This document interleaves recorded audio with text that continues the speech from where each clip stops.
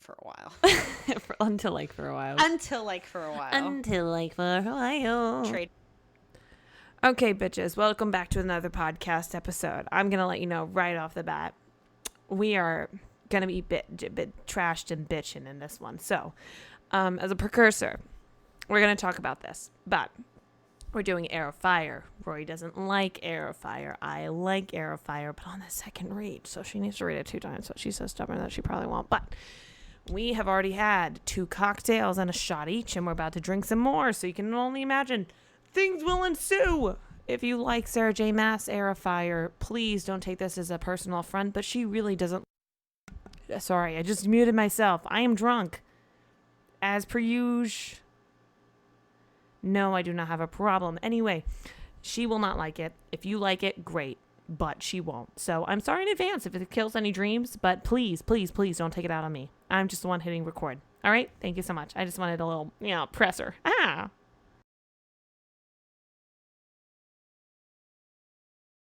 I think you're offended that you sound like me. That's not what I'm upset about. I think you're upset about. How drunk are you? I'm getting there. And that's the perfect way. That's the perfect way to start the podcast. Hi guys. We're fucking sloshed today. Yeah, we are. Oh yeah, we are. I need to be sloshed to get through this fucking book. She fucking hates this book. Okay. All right. Wait. Before we start, I want to tell us how tell everyone how we got to today. Okay. Yes, how we got to today was I realized while we were drinking and pre-gaming that I left. Oh God. I left our adapter at my apartment that is 45 minutes away. So I ran across the street with her brother and I bought one from Staples. 2 drinks and a shot ran across the street to fucking Staples 10 minutes before it closed. 10 minutes before it closed. And I was left alone to pay for drinks. With the cute bartender that I wanted to leave my number for, but it's okay. I'm not too mad. I'm mad. She was really cute. She was really cute. She was really nice too. When it was just me, she was like, it's no problem. And I was like, because I saw her on the way out. I was like, hey, I'm sorry, my friend's going to be paying, but thank you so much for everything. And she's like, oh, you're welcome. She didn't give me the wink like I just gave Rory, but I really wish she did. I almost put on the receipt because I had to write on the receipt. I was like, hey, I put the tip on just 1 card instead of 3 cards. You can totally hear the ice. I'm sorry. But anyway, I said I left the tip on just 1 card. Thank you so much. So she didn't know that you guys so that way she knew that you guys didn't stiff her, Yeah. And I think a $23 tip is it's the antithesis of a stiff. I almost wanted to be like, BT Dubs, my friend thought you were so cute. Wait, why didn't you put that? I didn't have room. I wrote really big on the receipt. Come on, bitch. I'm sorry. You gotta be my wing woman. It's okay. Okay, Rory. Well, hi everyone. I'm Rory. And I'm Roni. Welcome to Have and Have Not, a podcast type of segment where we talk about a book that I have read and that she has not read. And she's read it for the first time and she's going to disseminate everything for us and she's going to shit on it relentlessly. Yeah, and she made drinks for it. Yeah, and we also drink. That's actually the real reason why we do this. It's an excuse to drink without looking like alcoholics.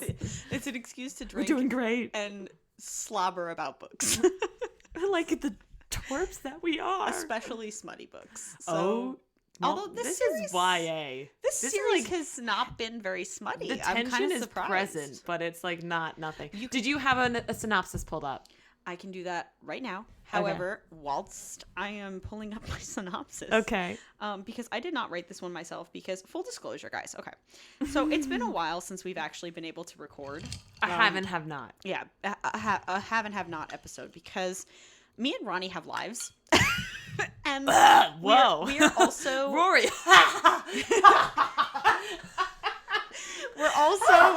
We are also, in all seriousness. Oh my God, that's what intense. Is this book called? HEIR. Rory. We have quote big air quotes lives.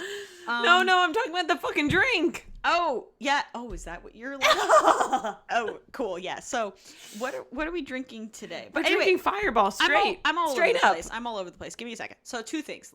I need to categorize, or else I'm going to go on forever. So, okay, 1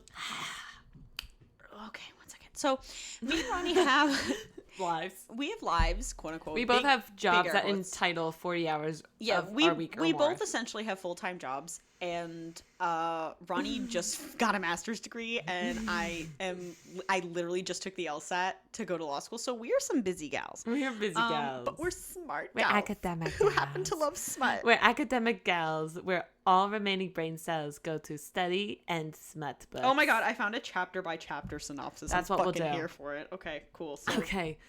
Air Fire recap. Anyway, so what do we drink? We drink. So I usually make the drinks, and now we're starting to get to like themed drinks. So I found Which I enjoy much more, by the way. Yes. So this one I found is called the Rod Up His Ass Rowan Rager. Yes, it is. Because there's a character called Rowan who's going to show up in this book. And Oh, I will talk yes, about him. he is. Yeah, he is. With a big old rod of his With a- tight little cherry pop with ass. a big old fairy dick, and Big dick. he's so. I looked up this recipe online. Oh my god. And what? My coworker showed me a picture What are you about to say, Veronica? of a real male penis. Have you never seen? It was that? fucking huge. No, I've seen one. But I was gonna say, Ronnie, what the fuck? No, I've seen them before. But this one was like a soda can, but it was a good 12 inches. And now every Who time wants that shit? I don't know, not That's me. too much. But every time we talk about fairy dicks, I'm just gonna think about this guy with his pants down in the middle of a workplace like bathroom, showing pictures of him swinging it along. Honestly, I think that's probably accurate. I feel like that's very accurate. I think And that's exactly what Sarah when they're J. like Maas third wanted. leg, now I know what that means, and I wish no. I'm so sorry. Okay, so Rod up his Ras Roan Rager. yeah, the Rod Up His Ass Rowan Rager, and you guys That's will what I understand said. why I called it that. That's what I said. So I found this recipe online, and because recipes are not copyrightable, I just made it and I renamed it. So it's essentially Fireball because this is Air of Fire after all. So I had to do Fireballs. Ronnie is feeling this drink. Hence my And it also has another one of Ronnie's favorite things besides Fireball. She likes peach juice. So it has grenadine, cranberry juice, peach juice, and it has 3 different kinds of alcohol. It has bourbon, Fireball, No fucking wonder it feels like I'm breathing fire. and rum, baby. Rum, baby. So it is pretty loaded, and we're already Pretty loaded. We're also already Pretty drunk. pretty loaded. So this is gonna be fun. And I found literally a chapter by chapter synopsis of As this you book. just So heard. let's buckle in. Let's buckle in. We're gonna make this pretty quick because Roy doesn't like it. Okay, like let me preface We'll get this. into it. So full disclosure, because our schedule's weird, and because we record at weird times when we're both free, Which is never. which is like never. I actually am kind of pretty deep into the 4th book. I won't bring it into this episode, But it's so much better. but It's so much better. So than this I will book. say for those of you who are going to get mad at me and say that I crushed your dreams, that I actually kind of really like the 4th book so far. Yeah, it's a good one. It's redeemed this book a bit. Is that going to stop me from roasting this one? Hell no!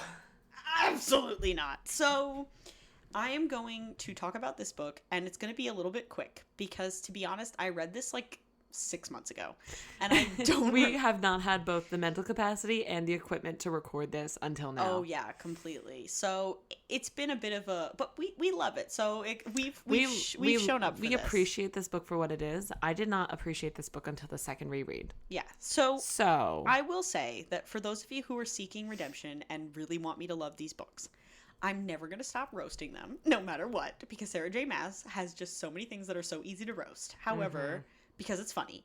However, I do try to give these books a fair shake. I'm not here to hate them just to hate them. yes, you are. That's your brother. Sorry. That's my brother. He has like a vendetta against Sarah J. Maas. Oh As my god. soon as we're finished recording this, by the way, we're jumping right into Court of Mist and Fury, Yeah. and he fucking hates Sarah J. Maas. He's like, she's my arch nemesis, which is ironic because I call Lou my arch And nemesis. right now, before I talked to him, before we came down here to record this, I said, "What chapter are you on?" He goes, "Chapter 54."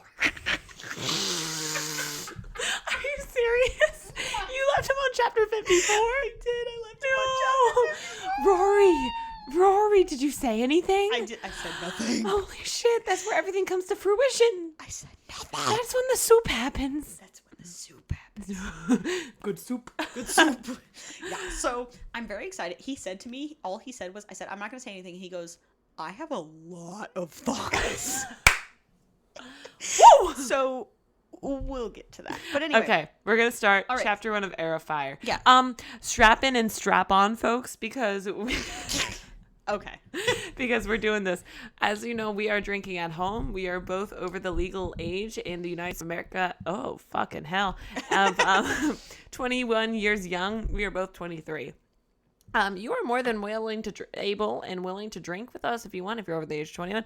Or if you're not, we don't really know because this is actually a one-way auditory medium, so there's no way that we know that you're not drinking. So, but only drink if you're 21, please. And thank you. Bye. Oh my God, stop saying that. I am just being candid. You're going to be the lawyer. Did I defame myself at all? I don't think so. So I'm good. Yeah. Okay. All good in the proverbial hood. Cool. Let's get going. Okay. Ready? So here's the recap. Ready? This is Oh my God. Is this the drink? Are you going to get through this? No. Oh my God, you have to, girl. You have to. My voice is shot already for something. I don't know what. I don't know what either. I don't What's know. going on with you? It's gone. Oh. You've heard it today. It's gone. Oh my God. It is Well, gone. it's a good thing that I'm talking for most of this episode, though. Yeah, that's. But how don't it worry. works. I know those of you who are sick of hearing me recap books.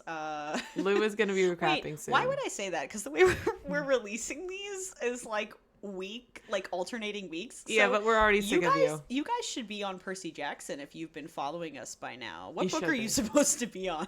3. 3? Did you do 2? I can't even remember. Yeah. Okay, cool. Remember I talked about the family relations? Oh yeah, I'm exposing The myself. cousin now. lovers. The cousin lovers. We have that one labeled in my computer as familiar worders. Do we? I didn't even know that. Oh my God, It was familiar worders. dude, that's so funny. I'm sorry. Okay, we're gonna get started. I'm so sorry, guys. We're gone like a baseball This is game. all in good fun, okay? This They- is they great. should I know hope you're this. enjoying. If you're staying this long, kudos to you, bitches. We have so much fun doing this podcast. We have too much fun doing It's this so podcast. much fun, Okay. whether we're drunk or not. But anyway, because I'm when gonna burp. when we do Bridge or Bingo, we're not usually that drunk. But anyway, nice. I told you I was gonna burp. But again, I need to be drunk to get through Sarah J. Maas. Maybe I'll be a little more sober for the next book because I Because actually the next have a one lot is of things to fucking say. good, but we needed to be trash for this one. Yeah, this one sucks. All right. Anyway, I'm ready if you're ready. Okay. Okay. So this girl online, I can't credit her because I don't care enough to scroll up, but she's very nice. And she says, hey guys, I recently finished my Queen of Shadows recap and added it to the other 3 recaps I've done in this series. I love this post, but these books are long, and so those parts are very lengthy. So anyway, she's saying that she's going to separate each book from each other. So here's HEIR. So it says, Chapter 1, Selena. Okay, so Selena is in Varese, the capital city of Wendelin. She wants an audience with Maeve, so she can ask her about the word keys. I will go over all this after I read the synopsis, by the way. You can speak a bit louder. You're shying away. Oh, am I? I'm sorry. Yeah, that was I come talk on. really It was, loud. and this is also a new mic that doesn't have an option to change the gain. So I'm trying to cue her talk louder, but she's taking it as be quieter. I thought it meant get closer to the mic, like I'm doing ASMR. Well, you were whispering all the way back here, so it's either get louder or come closer. Okay, I'm sorry. It's okay. Yeah, this is a new mic, and also I talk very loud. So Yeah, I'm and with her very- hand, she's fucking Italian as fuck. I don't look it though, which is kind of funny. But No, anyway. if you see her walk and talk, you're like, oh, she's Italian. What she doesn't make up for in height, she makes for us arm expressions. This isn't about me. Anyway, We were literally talking about you. I know, but it's oh god, I'm already giving. Anyway, we're not gonna go there. But okay, so Selena, you dick, wants an audience with Maeve so she can ask her about the word keys. She sees Galen Ashriver and Yeah. how the people of Wendelin love him. She decides to do nothing. Doesn't feel she can actually make a difference. Okay. So first chapter. She's drunk on the roof, by the way. She's drunk on a fucking roof. drunk on the roof. Yeah, she's drunk as a skunk on the roof. She's drunk on a roof because if you remember from the last book, which I barely do, that she left Kale, fucking Kale. Fucking Kale. And she, oh my god, who I have shit to say about. We're gonna get there. I know you fucking hate Kale. I'm so hate excited for this. his guts. My friend Yami loves him at this point. Oh my god, I hate him. He's Yami's redeemed in her wrong. eyes. She's fucking wrong.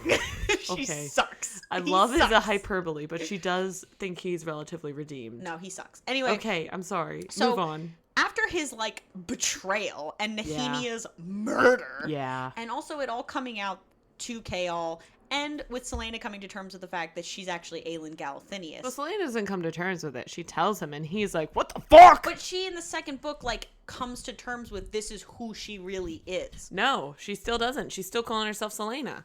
She's acknowledging that this is part of her past, but she still doesn't want it to be part of her future. Okay. So my point is that the acknowledgement is there. Like, she acknowledges it is who she is. Actually acknowledging who her real identity is, even if she's not using it. So she leaves Chaol and she's going across the seas to this fucking place, to Wendlin. And Maeve is like a fae queen. So she wants to talk to Maeve, which I think is funny that she chooses the name Maeve for a fae queen. Why? Because it's like... It's ties to Irish mythology? Yeah, I'm like... Well, like, Maeve, Mav, and Mora are all pretty Irish names. I know. I don't know. It just feels too modern. Like, I've met too many girls named Maeve. Maybe it's just my cousin's name is Maeve. Did I tell you that? I also have a cousin named Maeve. Well, maybe they're related. Yeah. Maybe we're actually related. It's your secret cousin. But, like... Secret cousin! Secret cousin! And, like, I don't know. Like, it's fine. It's her story. Whatever, bitch. It's fine. So... I'm here to nitpick, so that was weird to me. But I was like, okay, fine, it's Maeve, whatever, the fae queen. So she's drunk on a fucking roof. And then in chapter 2, it says, fae man corners her in an alley. No. First she notices the hawk while she's drunk on the roof. Oh, I don't remember that shit, Ron. No, I remember, because on my reread, I was like, oh, fucking hell, it's flowing! So she notices a hawk that's watching her while she's drunk as a skunk on the roof. And now... Get over yourself, bitch. Anyway. Hey. All right, fine. Okay, full disclosure also, I keep saying that, but I mean it. I actually really like Aelin. I don't like Selena. Yeah, that's pretty much the common sentiment. Selena is fucking annoying. Aelin is a badass bitch. She's a badass bitch. She don't take no prisoners. I really like her when she's Aelin. I don't like Selena, so I'm still kind of annoyed with her right now. I think that's, like, in this book, we kind of get them into two different characters, which is really interesting. Well, she's going in and out of it the whole book. Well, I think she is firmly in presenting herself as Elena. Parts of Aelin are seeping through. She's being called Aelin, but she never owns it. Yes. And when she officially owns it in the next book, you can tell with how her character, like, thinks through things and rationalizes. Yeah, it's very interesting. There's definitely a shift. Mm-hmm. But anyway, we're not getting into the fourth book. But I know. Just as a piece of information for you guys to look forward to when I talk about the fourth book is I don't like Selena. I don't like how she copes with things. I don't like her perspective on the world. I don't like she's fucking drunk on a roof. She copes with things by killing them. Yeah, it's too much. It's like annoying. You're like, okay, bitch, I get it, but like, calm down. So. So fae man corners her in the alley, and immediately, oh my god, when I tell you, immediately, and I didn't know anything about these books apart from one piece of information. You knew about one person and one person alone. Okay, so again, let me reiterate, for those of you, if you have not heard our other podcasts episodes, or our very special episode on ACOTAR, because it's relevant.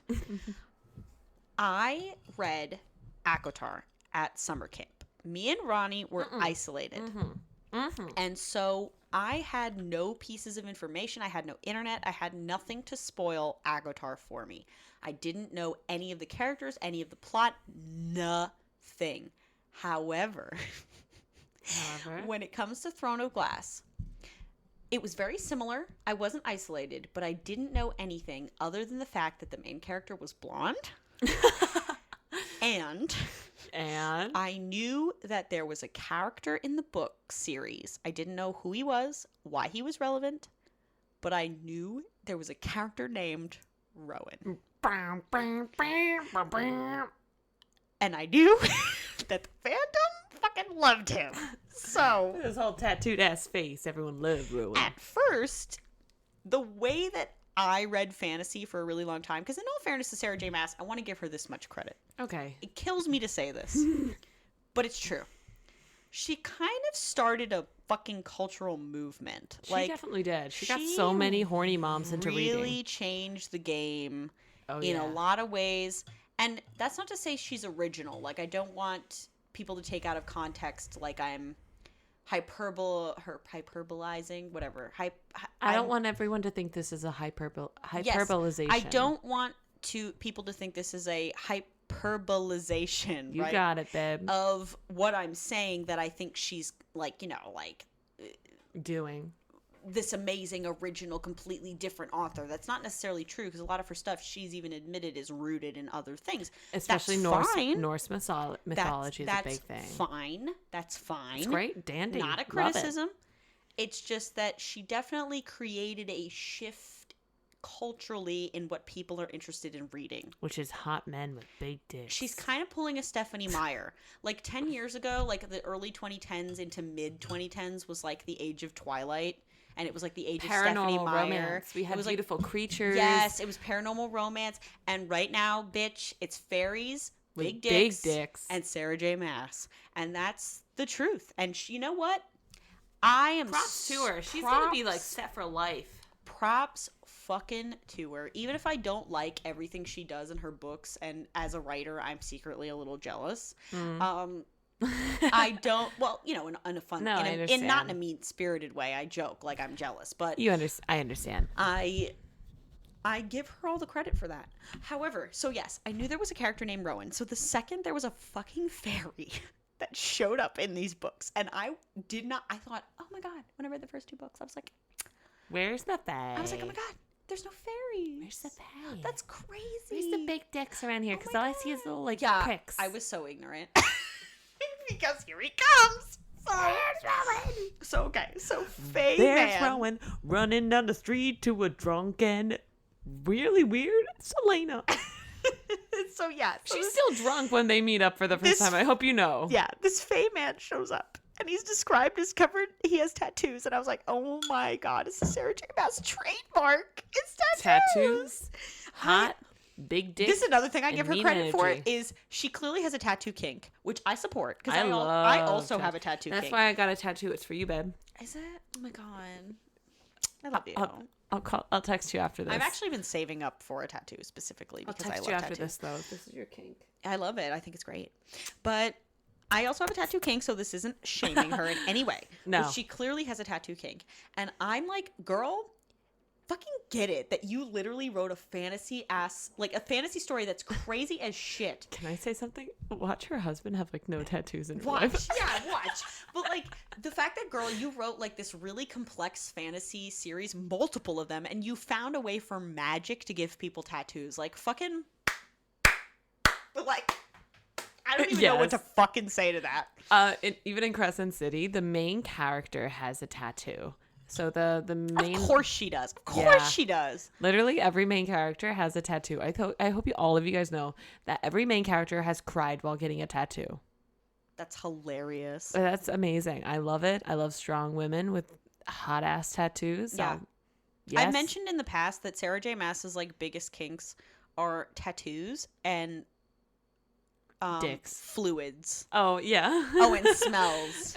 She's into fluids, tattoos, and smells. An interesting combination. I hope you don't combine them all, because then we're really susceptible for MRSA. Yeah, I'm sorry. So anyway, I'm gonna get through this. I promise. This is a long intro, but anyway, we're getting through it. So a hot female corners her in an alley while she's drunk. Yeah, while she's drunk. Has silver hair, tattoos on his face. One side of his face. I was surprised he had silver hair. I'm not gonna lie, that kind of surprised me. That's not usually he's type. Tanned. Have you seen fan art of him? Yeah, I've seen a little bit.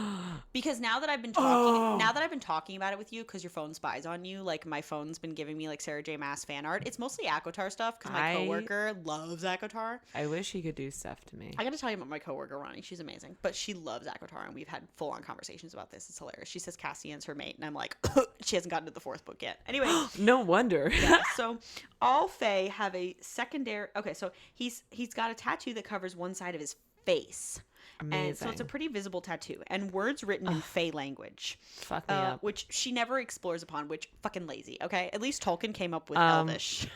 Actually, Rory, I already told you.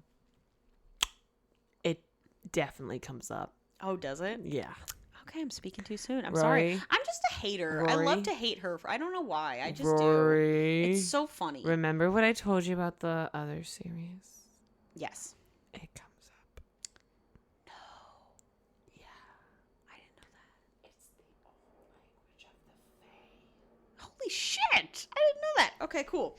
Anyway, Yeah. so that's cool. That's You cool. probably heard that, but you were supposed to hear it, but Anyway, so it's whatever. So it's got Fae language. I didn't remember that part. So all Fae have a secondary animal form. Okay, Yeah. that's actually kind of cool. But I think it's And- interesting how it is therefore implied that Selena's secondary animal form is a fairy. What? Selena, her animal form is a human. What? Selena is a fae. Her secondary form is a human. Holy shit. Did you not get that? No. Every fairy in this universe has a secondary form. I just want you guys to know. So you don't think I'm a fucking idiot. I read this book on Kindle. I did the other books on audiobook because I knew I couldn't pay attention if I was reading in person. But I had a job where I got to sit down a lot and read. So I read this on Kindle. And I tried so hard to pay attention, like the first 50 pages. Mm-hmm. And then at some point, I got so fucking fed up with this book that I just was fed like, up and then I was just getting through it. And also, I read this 6 months ago. So that's the thing. This book is like montages. We'll get into it. It because really this is like is. the introductory to like So tell you I about. promise I have details that I do remember, so you guys don't think I like didn't read this. I swear I did. But like, I'm also drunk right now, Selena- and I'm trying to remember things that happened to me 6 But months literally, ago. like Rowan, you'll get to it. His second form is a hawk. Okay, but yes, he has. Selena, Yes, I know that. Her secondary form is a human. That's kind of crazy. Okay, so anyway, we're keep going. So all Fae have a secondary human form. It says Selena's is human. Oh my god. She follows him. His name is Rowan. Wow. Great synopsis. Okay, chapter 3. Love it. Fucking Chal Ciao. is having a reoccurring nightmare where he sees Selena kill Archer. Because remember, she killed Archer in the last book. Yeah, she stabbed him brutally. And Archer transforms into Dorian. Adian Ash River is how she pronounces it in the Ash book. River. Yeah, she pronounces it Ash River on audiobook, but it's spelled like Ashrier, It's Ash River. which is weird. Okay, fine. So That's how, like, SJM, she has a whole YouTube video of how to pronounce her characters. It's Selena Sardothian, Aelin Ash River Galathinius. Oh my god, I'm okay. Ash Look, River. I get it because I get people who really like to get into like book lore and like band lore and like different Ash lores. River. But like, come on, bitch! Like, I don't want to Ash have to do River. fucking homework to read your books. Ash River. Anyway, so his name is Ash River. Adian Ash River. Selena's cousin Yep. is at the castle. Yep. I really liked Adian when I first met Yep. him. I liked him a lot. But now you don't. Well, Currently, where you are in the other book, you don't well, like him. we'll talk about it later. But I really okay. So I'm gonna talk like I haven't started reading the fourth book. Oh, I'm sorry. I really I love the fourth book is my favorite. So I'm just saying that now. Okay, I'm pretty far into the fourth book, so I'm gonna talk like I haven't read the fourth book because I couldn't help myself. Where the third Okay. book ended, I really had to start the fourth book. The one thing I'll give this third book is where it ends is pretty kind of insane. So, I really like Adian a lot, actually, when I met him. I always had a suspicion from the second I fucking met him, especially being introduced to him as Aylin's cousin. And knowing fantasy series, even with Sarah J. Maas, who admittedly does take things in weird directions, I knew they were gearing up for, like, a war. And knowing that Aylin is the true heir to the throne Of Terrace. of Terrason, I knew that somehow, some way, however it plays out, like, she is going to come out as the heir and there's going to be a conflict for the throne. You're giving me a weird look. I am. Sorry. It was the drunk reaction prior to my brain realizing I You don't shouldn't be think that's revealing- true? No. That's not how it No. happens? Whatever. It seems like they're setting things up that way anyway. So even if that's not what happens, that's how No. it seemed to me they were setting things up. You're wrong. Okay, so it's not Game of Thrones, whatever. But anyway, At least not between Aelin and Aedion. No, I didn't think between them. Oh. I thought in general. So like that they're setting up that Aelin somehow, some way, there's a conflict that involves her true birth, right? Like her birth is relevant to what happens in the conflict of the overall story. Like she wouldn't introduce her being the heir of shit if it's not relevant somehow. Whether she, how they say she's the rightful queen, whether instead she of the takes queen. the throne or not. Whether she takes the throne or not. I'm not saying it's guaranteed that she takes the throne. My point is that plot-wise, it has to be relevant. Yeah. So when they introduced Aedion, because at this point in the book, Celaena has no allies. Like, no, not even Chaol, because he fucked her over. Not even Dorian, because he doesn't know. Dorian, because he doesn't know. So literally, she has no allies. So when they introduced Aedion as Aelin's cousin, and she's been sprinkling weird shit throughout the book that there's like, not weird, I don't know why I said that, but like she's been sprinkling information throughout the book that like clearly a lot of people are not cool with Dorian's dad. And that's like the most, Rory, I want you to take that second and replay it in your mind, because that is the most obvious thing you've ever said. No. Everyone fucking hates the king. I don't mean the people. I mean the palace intrigue. Of course, the people who are under his rule don't like him. The people who are being murdered don't like him. The people who are under his rule don't like him. But I'm saying you're meant to assume when you read the book that like there's a lot of loyalists and a lot of creepy people and a lot of people who are out for themselves, and you don't know who some people's motivation is. Like, yeah, he's an unpopular king, but I'm saying like you have different characters who are like in the upper circle of like the aristocracy, where you're never sure what their motivations are, whether they're like just doing this for themselves or what. Like Duke Parrington. Yeah, like Duke Parrington and fucking what's her name? Caltaine and whatever. So you get a lot of characters in these books. Like, I'm sorry. So I apologize if I get information wrong, but there's a lot of fucking people to remember. So that's why I'm here, bitch. Anyway, that's why I'm here. Yes. So I appreciate you. But my point is that like when they introduced Aedion, I had a sneaking suspicion that I don't think is a very like given what I know now, I don't think it's a probably spit it out, Meg. Okay. It's probably not a very uncommon suspicion to have because it's probably purposeful on Sarah J. Maas's part, but I kind of had the suspicion that Aedion was always an Aelin loyalist. Like that he never was interested in helping Dorian's father or Dorian. Okay. Like I kind of thought if he found out that Aelin was alive, he would side with her. Especially since they go on and on and on about like the loyalty of the aristocracy of Terrasen and all that bullshit. So I kind of had a suspicion from the beginning. Since the minute I met Aedion, I was like, okay, well, when he finds out that Celaena is alive, or like Aelin is Celaena and that she's alive, he's going to side with her. That's what I thought. So I was right because, which we'll get into later in the book. We'll get into it. Which hopefully you all have read these books as we talk about them because we do go over the whole plot. So I don't know, like it's not really a spoiler because you probably read it already. But or if you didn't, then you're in for some yeah, fun. If you're just following this with us, then it's a fun That's time. a great ride. Yeah, it's a great ride. So anyway, it says that Chaol's having a recurring nightmare where he sees Celaena kill Archer before Archer transforms into Dorian. Aedion Ashriver, Celaena's cousin, is at the castle. Aedion is one of the king's fiercest generals.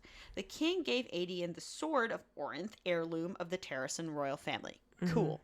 He's got a cool heirloom, Terrasen, sick. It was Celaena's, or Aelin's rather, father's sword. Yes. Galathinius. So, okay. Not everything in every chapter I have to comment on because I want to obviously make this review not like 3 hours long. So yeah. We're going to keep going. If I don't have a comment, I won't comment. So okay.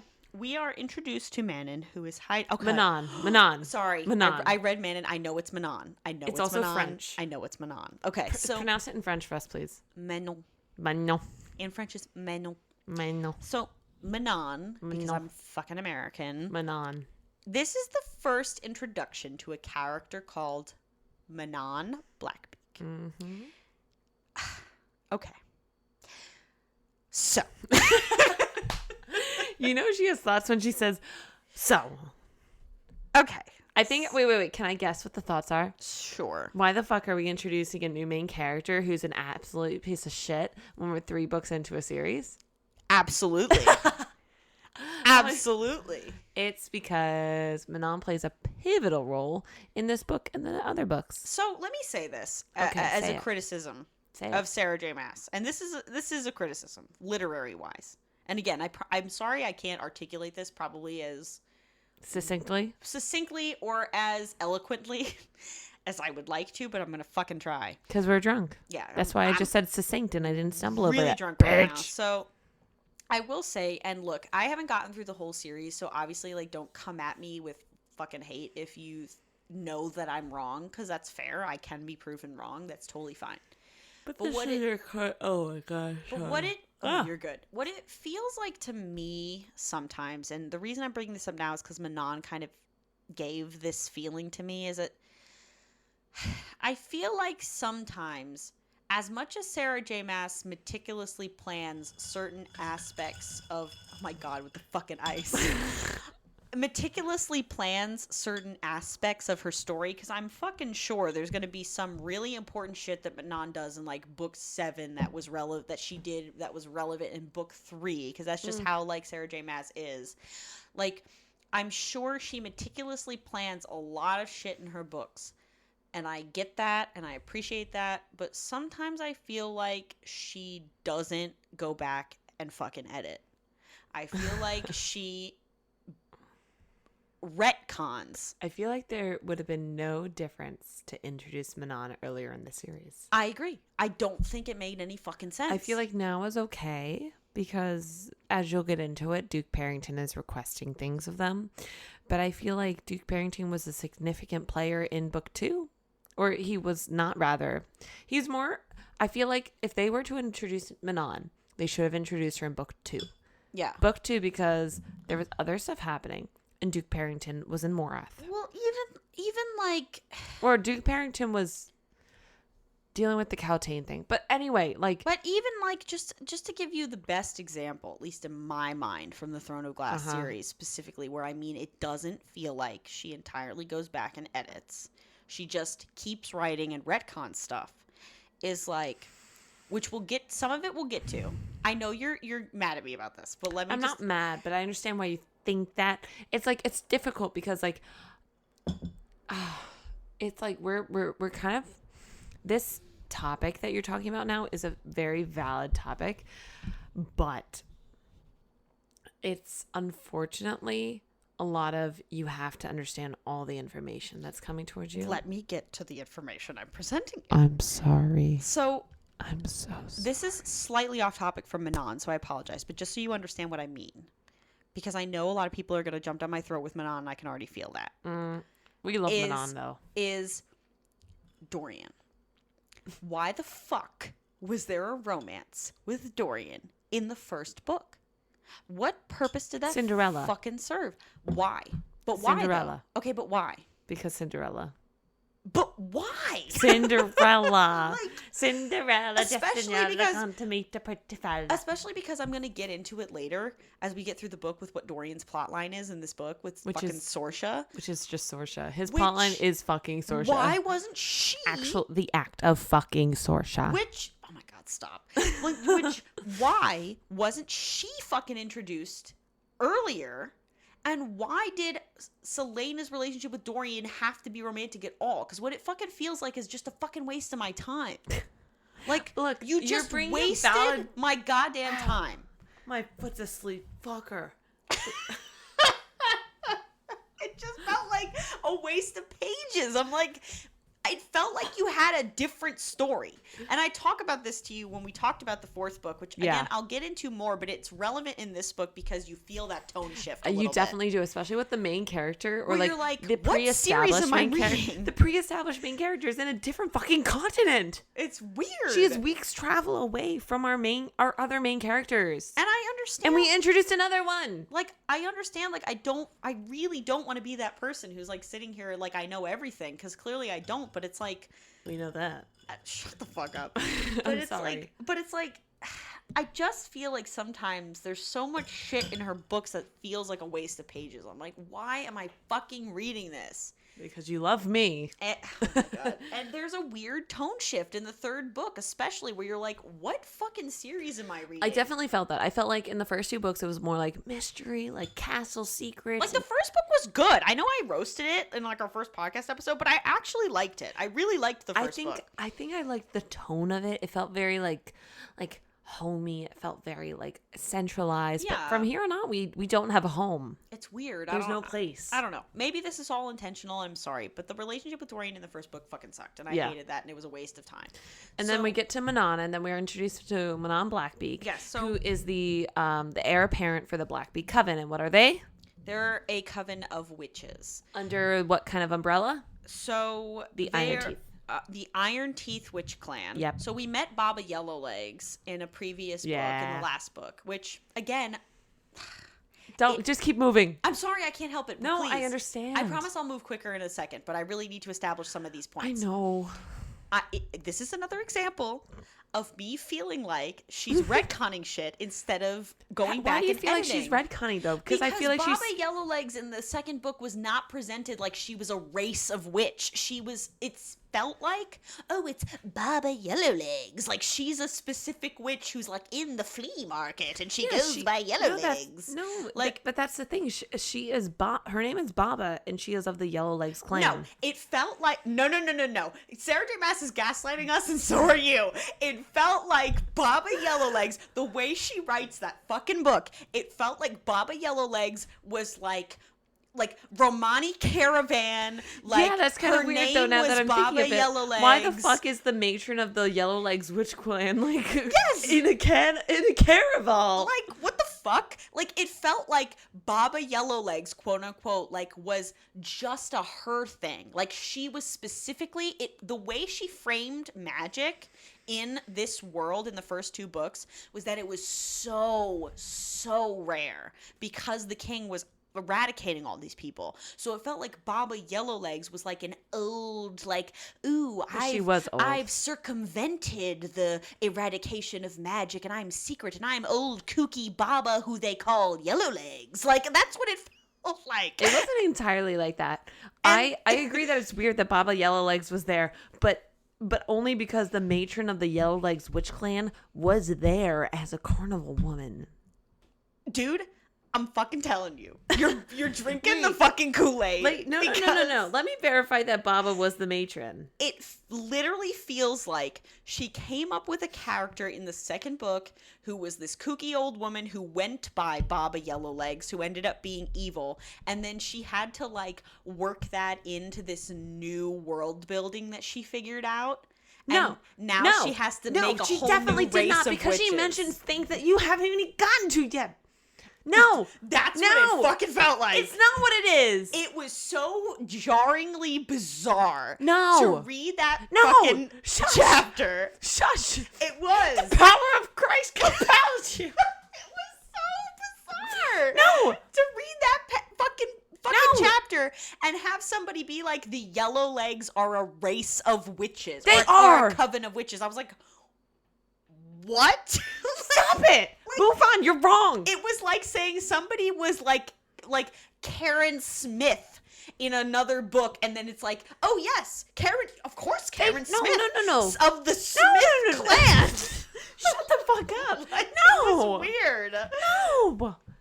I still think you're wrong. I still think you're I wrong. Get through the books, you're going to be wrong. Look, I just think it's weird that the matron of the witch clan was at a carnival. You're thinking that Baba Yellowlegs, the last name they just took and made a clan. No. No. No. No. I'm not. No. You're not understanding what I'm saying. I'm not saying that. Okay. Let me say it again. Because you said it wrong the first time. I'm saying that from the perspective of Sarah J. Maas. Okay. What it felt like. Okay. As a writer, this is what it feels like. Okay, tell me, please. Tell me again in very clarity, because what you it felt like when she wrote the first 2 books, because I fully believe that the first 2 books were written at the same time. Okay. Like, I fully believe that probably the first 2 books were written as one book. She wrote them while she was in her college dormitory, by the way. Yeah, this is the vibe I am getting. And again, with the structure of these stories, and I'm telling you this, like, I have a suspicion, whether she'll admit it or whether it's proven or not, this is my suspicion, Like a theory, that the first 2 books were written at the same time. And then she came up with a bunch of new ideas and said to herself, holy shit, this is badass as fuck. And either had a conversation with the publisher or You're wrong. had already written the books to the point where she didn't want to go back and fix them. You are wrong. There's a and lot your of name shit is that Rory. feels You really are weird. Wrong, Rory. Wrong, Rory. There's a lot of shit that feels really weird. No. It comes back. Shut the fuck up. I agree with some things. I believe the tonal shift is jarring. I believe that it's weird that you separate the main character from the rest of the original people, but I do not think that they were written that disjointedly because you haven't gotten to the point where you see all the intricate connections. Like there are things that Elena says in the 2nd book that directly correlate to the 6th book. We'll see. No, just keep going. You met Manon. No, I'm done with this. Fine. I'm done with it. I have issues We with met the witches. Manon That's Blackbeak. all. She is the heir apparent for the Blackbeak clan, which is a type of Iron Teeth witch, and there are also the Yellow Legs, which is an entire subject. Sorry. Fuck you. And there are the Blue Bloods. Yes, and witches are like a race of people, as you've explained to me, because I was very confused about that. Witches, as a general, are a race, and there are 2 subdivisions: the Cochrane and the Yellow Teeth. Yeah. The Iron Teeth. I won't dwell on it, but side note, I fucking hate that she used the term witch for a whole race of people that have nothing to do with magic. Anyway, they do have to do the they magic. really don't though. They don't cast spells and do. They witch don't have the things. ability to do the witch things because magic is literally suppressed right now. So shut your fucking face. It's just annoying. Move on. Anyway. Move on. So anyway, I just hate this I feel book. like Ace So Ventura. Move on. She's the heir to the Blackbeak Witch clan, so she pretends to be a Crocan witch in order to draw others out of hiding so she can kill them. Well, so she's pretty ruthless, Manon. Yeah. She wears. How did she disguise herself as a Cochrane witch? I don't remember. She wears a red cloak or Yep, some shit. that's the trademark of the Cochrane So witches. They also look a bit more like Fae compared to the Iron Teeth. Iron Teeth look more like the. Yeah, I forgot. Iron about Teeth this look more whole like their paragraph. Vogue predecessors, and the Cochrane look more like their Fae predecessors. Okay. They're actually. Do you want me to tell you a theory? Sure. That Morrigan from ACOTAR is a Cochrane witch because she wears red interesting. all the time, That's interesting. and her powers have yet to be determined. This Sarah J. Maas multiverse shit is too much for me. Move on. We're I just wanted moving to on. tell you. But anyway, sorry guys. So she killed her first Cochrane witch at 16 and still wears the witch's cape because Yes. it's like a symbol of Mind you, she is victory. like over 100 years old. Yeah, she's old as shit. So anyway, even though she still acts like a 15-year-old, but cool. So chapter 5 makes camp with Rowan, notices fairies watching her. So yes, Selena makes a camp with Rowan because she out of nowhere fucking trusts him, and because he's a fairy. He's like, "I'll bring you to Maeve." She's like, "Okay." Yeah. So this bitch who's jaded, who like doesn't trust nobody, who got betrayed by her boyfriend in the last book, is like, "Hot fairy, I trust you." Into the thick of it. Into the thick of it. Yes. Castaways. We are castaways. But anyway, she makes camp with Rowan, and there's fairies watching her. And so chapter 6, Dorian. So this is where we get back to Dorian. So Dorian goes to a healer for a cut on his hand. Her name poor is boy. Sorsha. Sorsha. Now, Sorsha Perhaps has you for healed saying it right. Dorian. Yes, I do know the name Sorsha. It's Irish. My cousins are Irish, so I do know the name Sorsha. Sorsha. So Sorsha has healed Dorian, Kaol, and Selena before and has seen everything. So Sorsha knows everything. Sorsha But she is doesn't admit to it right yeah. now. That's something we found out Sorsha later. is in love with Dorian and has been for 6 years. Okay. Hate how she introduces Sorsha. Hate it. Hate. Because Hate. Double hate. Loathe entirely. loathe entirely because, and we'll get into it more later, but what happens to Sorsha, I don't fucking care because she was only introduced in this book. And she's only in this book for like a fourth of the book. I don't care that we had like maybe 2 POVs from her. I still don't care about her. I still don't fucking care. She She should have just been introduced in the first book. We should have axed the Dorian and Selena romance, and then I would have fucking cared. But you know what? Now I don't give a fuck. Even if we learned her name in the beginning, she would have felt a bit more substantial. Yeah, this came the learning, fuck out of nowhere. Learning in the third book that the woman who healed them had a name. I'm like, oh my god, wow. I literally can't tell you how much I didn't give a fuck, even when she was introduced. I was like, ugh, fuck. This is the new love interest for Dorian because he got dumped by the main character after the first book. So we got to give him somebody else to pine after because we don't have anyone else. So I fucking hated this. So anyway. I'm grinning like a fool right now, if you can't tell. Yes, because I know who his eventual love interest is. I know. I figured this wasn't the end. Because who do you think is the end? I don't know. I don't care. You are going to shit a chicken. Because where I am in the fourth book, because it's Kale. It's not looking good. It's not Kale. Shut the fuck up. It's not Kale. Stop. Anyway, I wish. Honestly, I kind of ship it. I kind of see it. I would ship if him and Aylin's Kale. uncle is gay, I feel like we could have another actively gay person. Oh, yeah. I feel like I would ship them totally if that was set Who up. do you think it is? Give me a theory.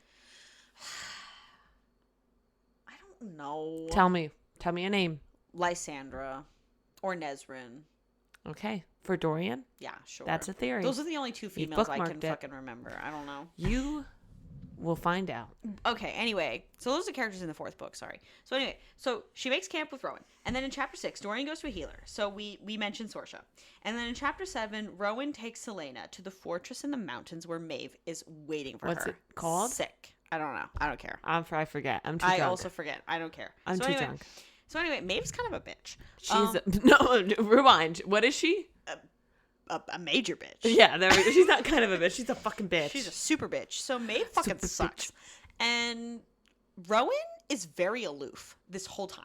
And Selena's like, what the fuck is this asshole's problem? Which is why we are drinking the rot up his ass, Rowan Rager, because he's got a rot up his ass. He's very quiet. He's very aloof. He's very like, I'm a fairy, blah, blah, blah, blah. So I'm strong. Yeah, so anyway. I kill bitches in my Rowan is a prince, because fucking of course he is, because everything Sarah J. Maas and writes what is he is a also? Weird little girl fantasy. What is he also? I don't know. Related to Aylin. Oh, yeah! It's her cousin Rowan. He's related to her. It's fucking gross. Yeah, Selena has a lot of weirdly incestuous relationships in this series. So Rowan is related through not Mab, but they're distantly related. Okay, so it's the three sisters are Maeve, Mab, and Mora, right? Yeah, I don't care. So anyway.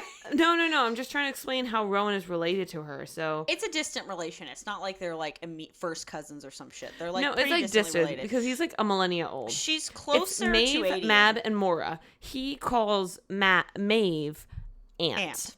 And so it's he's related because he's a descendant of Mora, and Aylin is a descendant of Queen Mab. Yeah, so who is also known as Deanna, the goddess of the hunt, which is why in the first book when she got the golden arrow, she was uncomfortable because goddess of the hunt. Oh God! But they are cousins. Yeah, they're distantly related. So I just want for the record to show that both of us have requests that the other read an incestuous book. We do not have incest kinks. Yeah.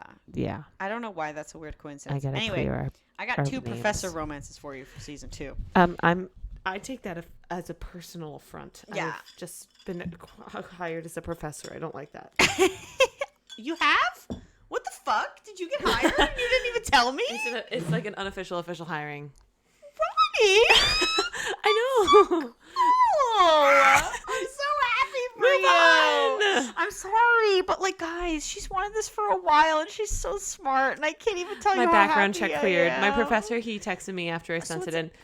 He said, sorry for the side, but he was like, do you have any major felonies? Or I don't care about minor, like any major felonies except reading Sarah J. Maas smut. He's like, any major felonies that would prevent from getting cleared? I don't care about like incidental things. I'm like, not under this name. He's like, that's what I like to hear. I'm so happy. I know. I kind of want to cry. That's amazing. Yeah. You're so smart. Well, it happened the same time you were taking LSAT, so I like didn't want to trump that. Dude, who gives a fuck about my LSATs? No, but everything's in. They have all my transcripts and stuff. Amazing. Yeah, so that's why it's making me really uncomfortable that you're gonna give me professor-teacher romances. I'm still gonna do it. I'm putting on the record. I hope you guys know during intermission I'm probably gonna sob. So that's amazing. I can't even tell you how happy I am. It's officially submitted. I am like so fucking happy It's in for the you. hands of the professor who said he was going to hire me Because that's without like looking that's at it. really Ronnie's dream. Like it's Yeah. amazing. Like anyway, she's so smart and wonderful and Shut worthy. the fuck and I up. love Keep her so going. much. Anyway, What does so- Maeve do now? so anyway, you're getting uncomfortable with my I compliments. am. But anyway, I love you. But anyway, Rowan is a prince because of fucking course he is, and from Mora's bloodline and a distant relative of Selene. I said this. Fortress is called Mistward. Maeve wants to say it. Yeah. Oh my god, I'm reading this like as I'm going. Anyway, this girl's synopsis is great. Anyway, Maeve wants her to learn to use her powers. Rowan will train her and then bring her to Maeve when he believes she is ready. LOL. Oh my god, so funny because of course I knew when the second I met Rowan because he was like a hot fae, and the fact that the only thing I knew about these books was that there was a character called Rowan, I was like, fucking love interest. Fucking love interest. And it's like, oh my god, she has to train in close quarters with Rowan. That's what Can it you felt not like. look at me like that again? That was so uncomfortable. It That's looked what like she it was felt eye like. fucking me. That's what it felt like. Okay, well, I don't like it reciprocated. Okay? Anyway, I was like, this is very Nesta Cassian, so of course this is happening. I think it's interesting how in every SJM book she sees like physical training as a resolve to emotional turmoil. Yeah. And also, what the fuck? Why is it always a guy? Anyway, so then Maeve will give her answers, and Maeve wants Selena to become queen. Nice. So, understandably. I muted my microphone for that. Because the other guy has outlawed magic, and the fairies are inherently magic because that's, like, what they are. So, they're basically, like, a completely marginalized race of people. Which ones? The fairies. Oh, well, they're still highly respected and they rule the land, though. So they're Wait, what? How does that make fucking sense? Gallon? Ash River? Wait. Veronica, what? So, like, Maeve is known as, like, the Dark Queen. She is known as, like, the real ruler. Even though Gallon is the prince. What? I don't even care. Okay, we're moving on. So anyway, Sorry. Chapter 9. Manon misses flying. Unable to fly for 10 years since magic disappeared. The 13 who Manon has fought and flown with for over 100 years. So the 13 are like this specific group of Iron Teeth. It's like the Assassin's Creed of witches. Yeah, they're like the group. They're like the in-group, right? They're like the important guys. In the 13, who are notably all female, which badass. I give Sarah J. Maas credit for that. That's pretty awesome. Witches are only ever female. Yes, witches are only female. It's pretty awesome. I kind of dig it. So, when magic disappeared 10 years ago, the witches began Which aging makes a lot of them gay. Yeah, it does. There's a lot of sexual tension, I'm telling you. So, when It's great. the magic disappeared, the witches began aging like mortals. So, they're immortal, but they're still aging. Well, no, while magic is whatever, like, on pause, on hold, they're mortal, essentially. Oh, wow. They have immortal, Oh, I misinterpreted that completely. So, like, they are aging like mortals. So, like, if magic is not restored, her grandmother could die. Anyway, the grandmother's like a big Bitch. Well, yes. But Manon always thinks about her grandmother.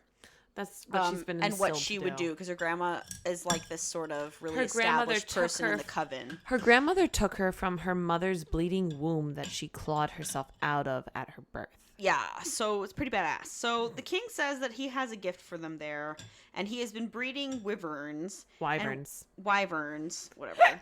She's been saying wyverns in the I've heard it two different ways. It's either wyvern or wyvern. I'm going to say wyvern because that's what I've been hearing. So, and wants to ride them. The wyverns are basically dragons, which, LOL, that's not what I pictured at all. When I read this, I pictured like basically a fucking cow with wings.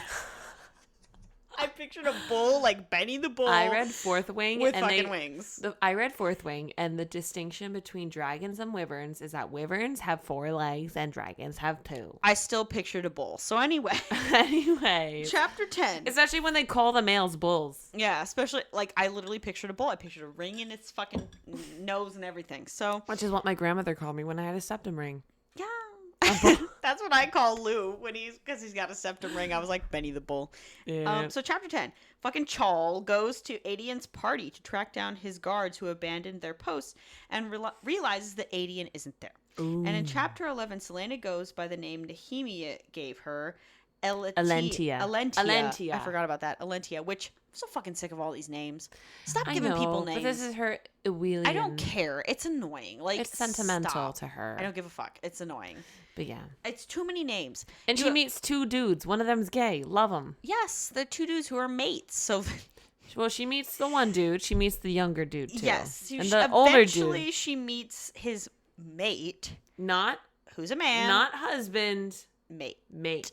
Which so we have mates in here. Okay, we are full LGBTQ supporters, so that's not what I'm rolling my eyes at. Considering how Please I'm an never, LGBTQ. yeah, please never, ever, ever think that. We love the LGBTQ community. We I love are myself. Fully supportive of them, and we stand by them. So I'm okay. Yeah. So it's disgusting when people discriminate against them. But anyway. Yes, it is. So yes. Ooh, something clicked. Whoa. I don't know what that was. But anyway, yeah. So really what I'm rolling my eyes at is the mates thing, because it's like a Sarah J. Maas trademark. What? My mom just texted me. Why? She's at a soccer game right now, and there were 11 yellow cards and 2 reds in soccer. Ooh. No, okay, I don't know what that means. 2 red cards means 2 people were thrown out of the game. Oh, that's kind of crazy. That's like an insane game. Sorry. I'm going to put that on mute, but like I had to say that because anyone who does soccer, like my parents go to a soccer game frequently, like a team local in Philadelphia to them. Literally 11 yellows and 2 reds. I'm so sorry. That is a lot of, oh my God. Sorry. Keep I'm going to talking. keep going then, because I believe you. That's crazy, but I don't know shit about soccer. So anyway. So K.O. fucking Chal goes to Dani's party. Selena goes by the name Nehemia. Alentia works in the kitchens with an old man, Emrys, and a young boy named Luca. So Faye have mates, because of fucking course they do. Because yeah, fucking course. A Sarah J. Maas trademark. If you've listened to our other podcasts, you know how I fucking feel about the mate thing. Whatever, I'm not going to get into it here. But the Fae have mates, which is an unbreakable bond that lasts beyond whatever. So so chapter 12. I feel like it's very reductive to have a mate. Yeah, I've already talked about fucking this. stupid, and I can't stand it. So anyway, chapter 12, Black Beak clan arrive at the Farian Gap. Farian Gap, yeah. Had once been 20,000 witches in 3 clans. Now there are only 3,000 left. Witches don't have feelings. They don't love or care, which, again, is fucking suspicious because Manon has clearly demonstrated that is, in fact, untrue. Yeah. But anyway, Asterin is Manon's second. So Manon is, like, the big baddie. And Asterin is a character who's, like, her second in command. And the Yellow Legs heir is a girl named Iskra. Fucking hate her. Fuck Iskra. Yeah, fuck Iskra. So the Blue Blood heir is Petra. So it's like this Tri-Wizard tournament fucking going on here between the Yellow Legs, the Blue Bloods, and the Iron Teeth. And the Blackbeak clan have 20 covens. Manon rules them all with 13. They get to see the Wyverns. The biggest is one called Titus. Mm-hmm. And he's the one that Manon initially wants, especially because I claim him. it's a sort of way to assert dominance over all the clans. Like, there's a leader of each clan, but there's also, like, a leader of a clan who's the leader of all the clans. So that's what they're going out for. It's called the wing leader. Yes. So everyone, especially the 3 coven leaders or the flight leaders, are rallying to go out for the position of, sorry, this is really loud. I'm just trying to position my fucking straw, of wing leader. So it's really between Iskra, Petra, and Manon. Yes. So that's what's happening. And so Manon rules them all with 13. She gets to see the Wyverns. The biggest is Titus, and that's the one Manon thinks she wants. And then in chapter 13, Rowan wants Selena to shift her form. And she says no. But she's like, I don't know how to do that, dude. Like, what are you talking about? I remember this. I didn't grow up a fucking fae. Like, what do you want from me? And Rowan takes her to grave barrows where whites, quote unquote, WIGHTS, are found. I didn't quite understand what the fuck those even were when this was happening. It's but a creature. I just rolled with it. I was like, fucking whatever. Like, Sarah J. Maas introduces all kinds of fucking people. This out of isn't nowhere. racist. They're whites. WIGHTS. Oh my god, stop. So I figured it was like a magical creature is relevant to the Fae, maybe whatever. So in chapter 14, she sees a man wearing an onyx torque around his neck, suddenly surrounds her in darkness, makes her see the room her parents died in. So she's bringing back some bad memories. So yeah, it's like he's like almost sucking the fear out of her. It's very like this is the first time I've seen anything in this series that's very ACOTAR coded. Like there's things that remind me of that universe. I want you to remember that this was published before ACOTAR. I agree. I'm saying that what it feels like is like her kind of sussing out ideas that she was going to use later. And I don't necessarily fault her for that. I think you're forgetting what creature this is.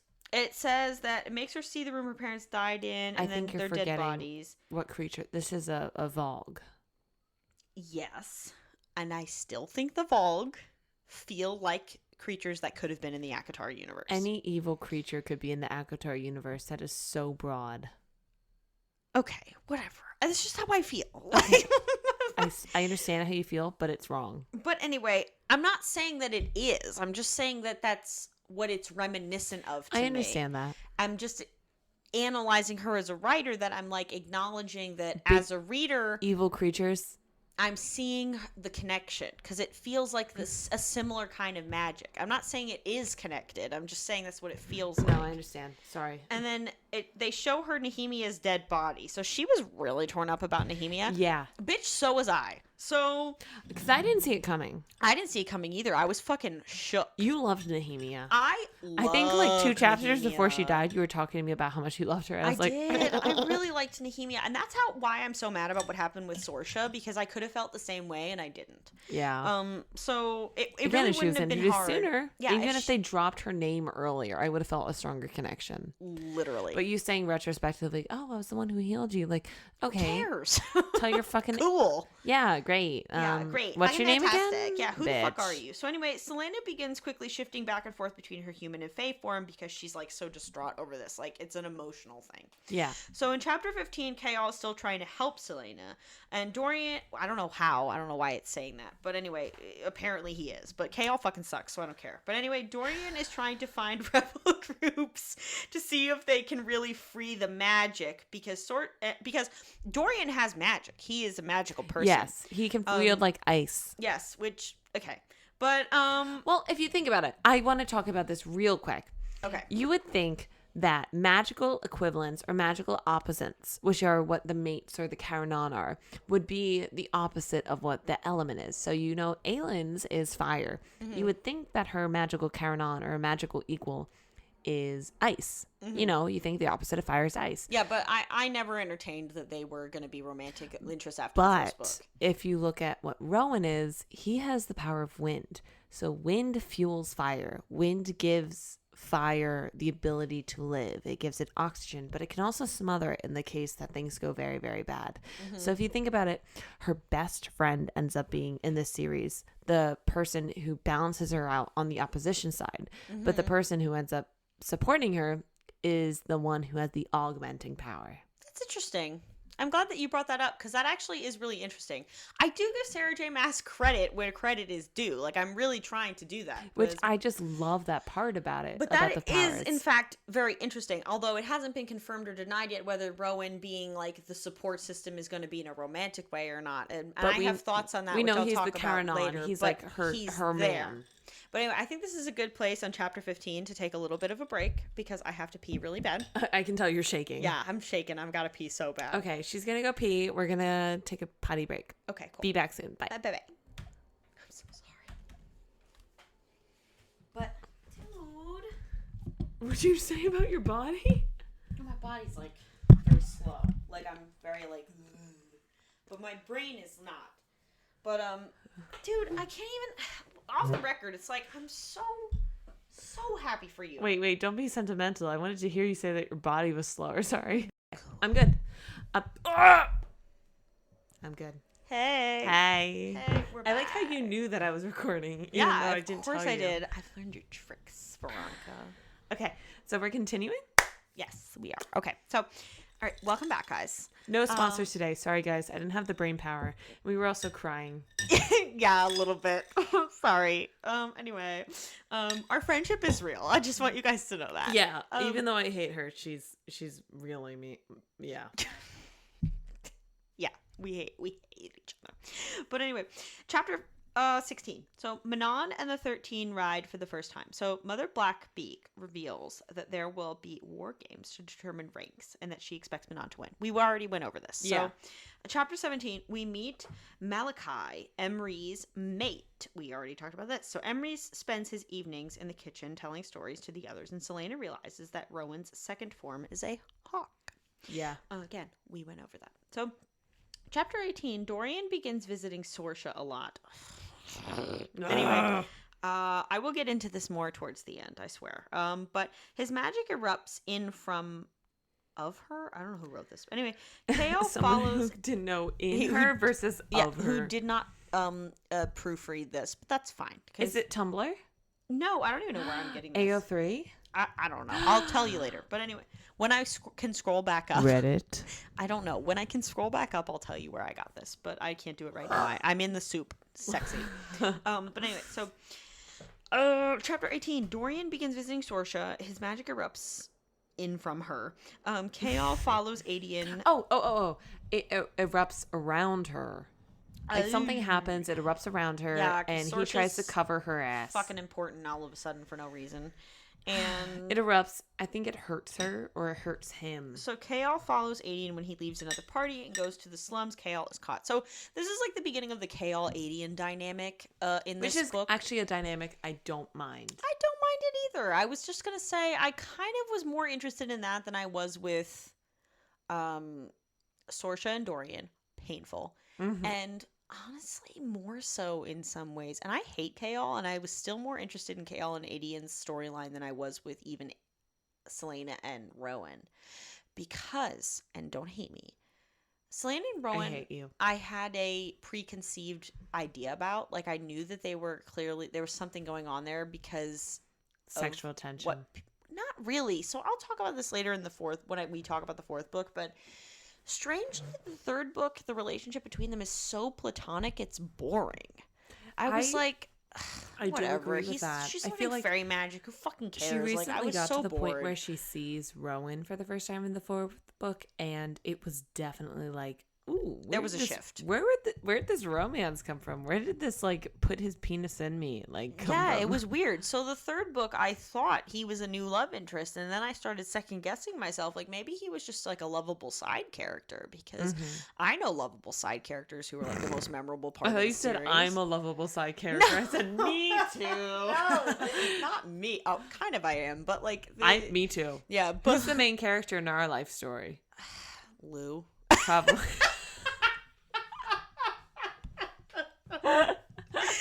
I don't know. He's probably the main character, and he's probably writing his own autobiography. Like, yeah, dude, these bitches totally downstairs. He totally is. So anyway, Dorian begins visiting Sorsha. Hated that. I thought with Rowan and Selena, like I said, I thought it was so. I had an expectation in my head, and then it was so platonic. It was boring as tar because she's just learning fairy magic. Oh, yeah. She's like learning how to walk. It's the equivalent of learning to walk in Fae. Yeah, which, look, so I will say to play, both sides of this argument because I do understand both. It's necessary to the overall story. Like, I get it because it's going to come up later. But at the same time, it just feels so But it's mundane, boring, bro. So, and it's a so whole boring. book full of this especially boring when we shit. go from how it was in the last book with with Archer Finn, and there was all this intrigue, assassinations, and Nehemia being murdered. Yeah, this was boring. It felt like a step backwards. She's in school. I'm in school. I don't fucking care. Like, I just don't want to do it. Yeah. So I was like, I'm supposed to be having fantasy fun. books this is to boring. escape and not to have more school. Yeah, exactly. So I was like, this sucks. So I was actually the most interested in Kale and Adian's storyline. I can understand that because at the same time I wanted to be in Aylin's perspective because I like Aylin, but she was just annoying the shit out of me. And I told my friend Kush about this. I was like, when I read this book for the first time, I was like, oh, this book's annoying the shit out of me. I don't like it. Right. I don't like how I'm like bored. And she was like, I like the fight scenes, and I'm like, I don't. Yeah, I don't. I liked it more the second time I read it. I appreciated the nuance. Because I actually can't visualize fight scenes. Honestly, it's hard. It's really hard. You have limbs flailing, and you have daggers thrown. I don't feel like a lot of authors personally just Do it well. just do them well, just to be on. And that's not a harsh criticism like they should. Like, it's hard to write fight scenes, and it's hard for me to give a fuck. One that I because felt did it really well. It's the second time I mentioned it in this podcast. Even though I fucking hated the book, I did not like the book overall. I felt like the fight scenes were manageable. It was Fourth Wing by Rebecca Yarros. Oh, interesting. I haven't read that book, but It was like really popular on TikTok. I didn't actually like the book itself, but I thought that the fight scenes were immersive, which Okay. is the best word for it. it's just that, honestly, I just want to know, like, what's important. I'm like, did somebody get killed? Did somebody get stabbed? Did somebody get injured? Like, I don't care. Like, I don't need to visualize a fight scene. If it Yeah. becomes a movie, then I'll care. But, like, That's the movie choreographer's issue to deal that's with. their then. problem, not mine. So Yeah, they're honestly, fucked I then. know it's considered like taboo bad writing, but honestly, if somebody just wrote and then they fought and it was sick, like, I wouldn't care. Like, I'd be like, okay, cool. Anyway, but that's just me. But anyway, so Dorian's visiting Sorsha and Chaol's doing shit with Adian. So chapter 19, Adian is meeting with the rebels. So there is a rebel group, and this confirmed what I suspected, that Adian... We skipped over it briefly, but Chaol was following Adian when he wasn't at his parties and realized, oh, you're throwing these parties to make it look like you're supporting the king because you're using the king's money, but you're actually not supporting the king. Yeah, exactly. So Adian's meeting with the rebels, and the ring he wears that the king gave him is a replica. And Adian plans to kill Chaol. The what ring? The same ring that Cain was wearing in the first book when he was acting like a monster, when he was acting like an asshole monster. I don't remember that. I remember that. Cool. Good shit. I don't care. So I'm kidding. I'm not disrespecting you. I'm disrespecting the book. So Yeah, it's fine. But so yeah, he's got that fucking ring, and Adian plans to kill Chaol, which I thought was hilarious. I was like, fucking do it. Fucking do it. I dare you. I dare you. I Because honestly, at this triple point, dog he's such a dare you. liability. Like, why would you think that it's a good idea to keep him alive? Like, I don't know. The whole time he's like, oh, I'm going to go back to Aniel. like, the logic they come up with and the hoops they jump through to justify, like, Chaol's relevance is so fucking funny to me, because he really just should have been killed off. But anyway, so he reveals that Aelin Galathinius, who's the heir to Terrasen, is alive. And Adian, known as Ardalin's whore, which is such a Rysand move, is acting... Or Rysand. I'm seeing him drunk. Rhysand. I'm seeing his name in my head as Rysand. I'm sorry. It's You're doing Rhysand. great. You got Akatar in the brain. I do, but is known as Ardalin's whore. I really don't know why I said that. I've never called him Rysand since the first time I read the book, so I don't know where that came from. But anyway, and is still loyal to Selena, working with two others, and Ren and Murta. Yeah, Murta. Like literally from Outlander. And yeah, literally. I was like, Outlander?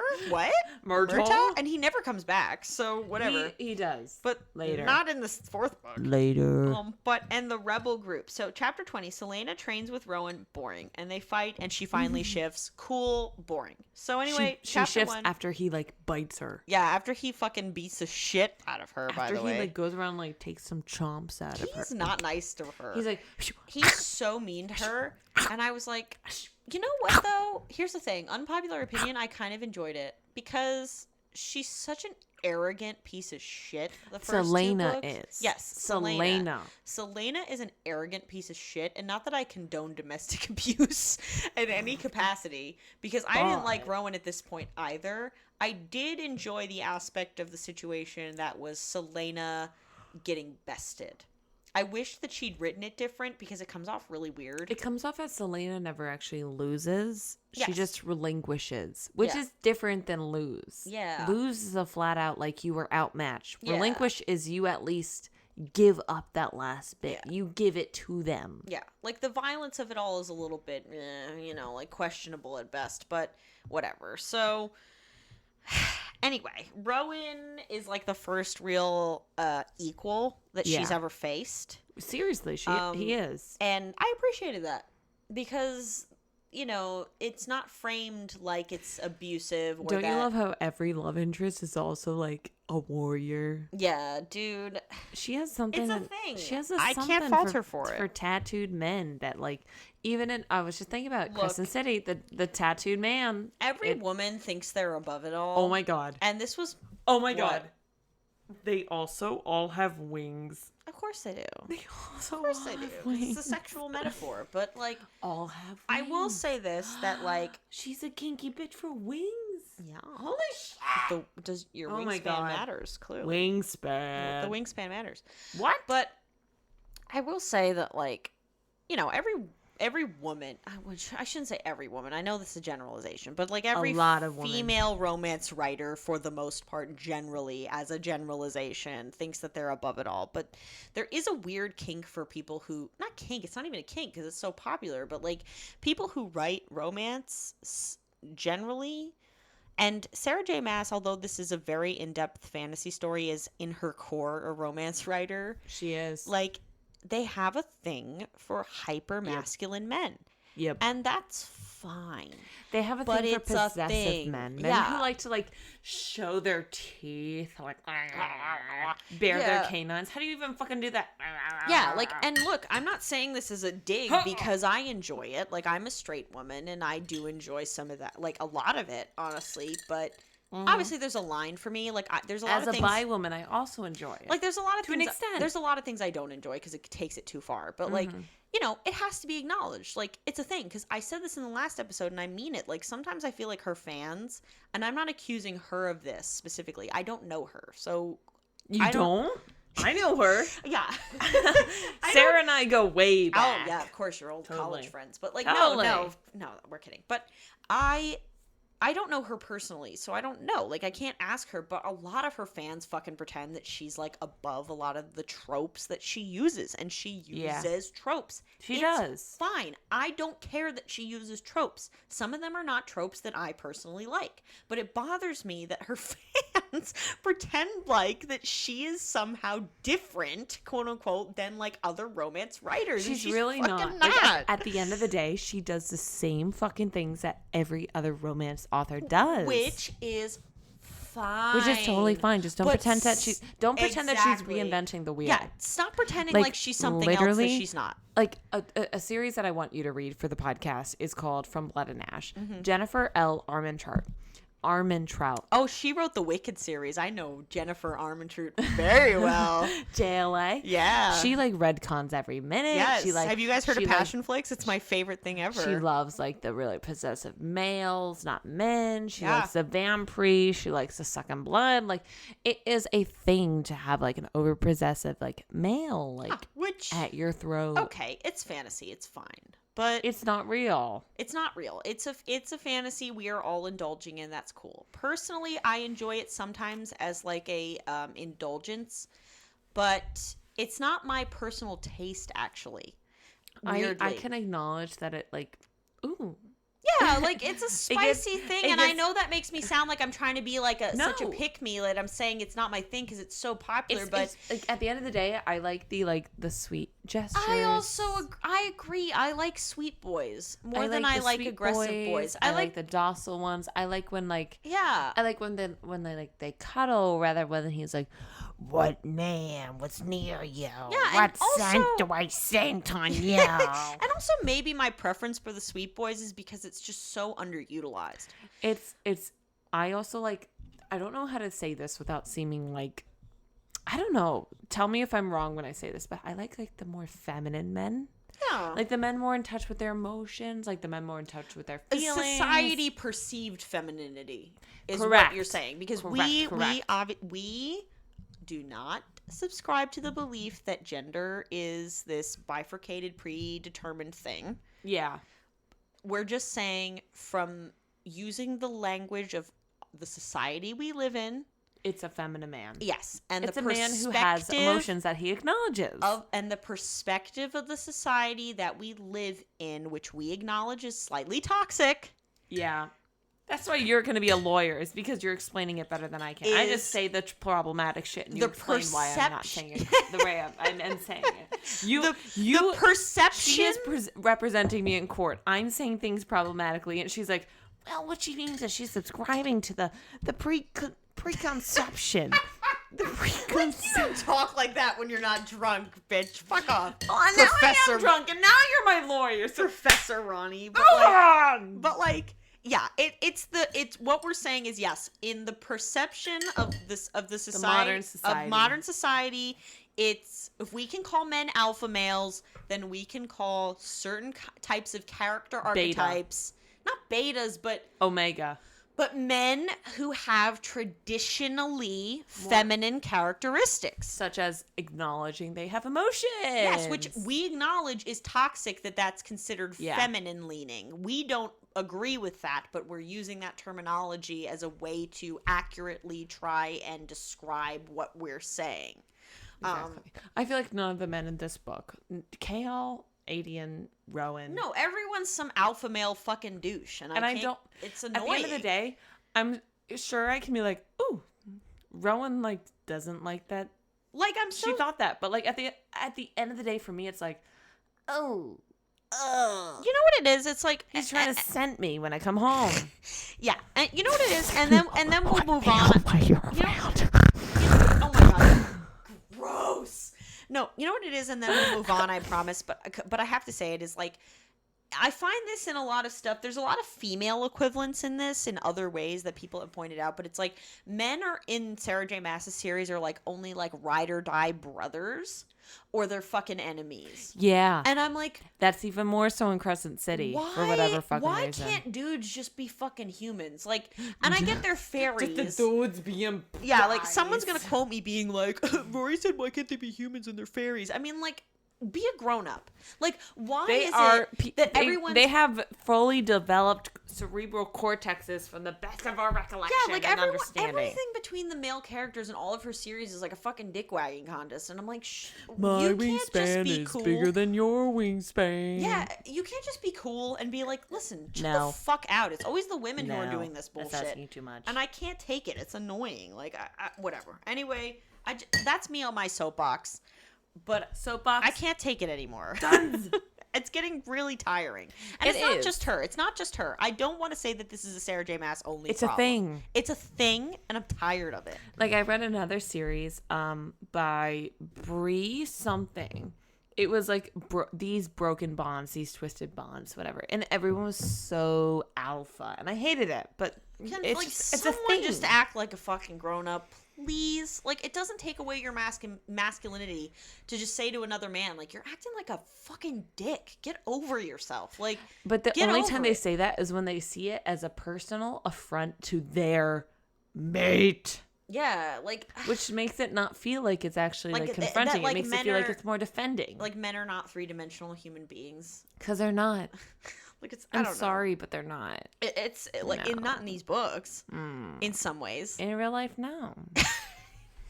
Because obviously this is canceled. This is a perfect reflection of real life. Yeah, of course, fairies and shit. So anyway, yeah. So we'll get back on track. We apologize, but I thought it was important to say. I think it is too, especially considering that the SJM track record definitely goes to support what we just said. Yeah, I agree. And it's not a hate on her personally. It's a trend in the romantic genre. Yeah. That she finds success in, so she continues it. And it has a time and a place. Damaging trope. It has a time and a place. That's fine. If you want to use it, that's what you're into. That's fine.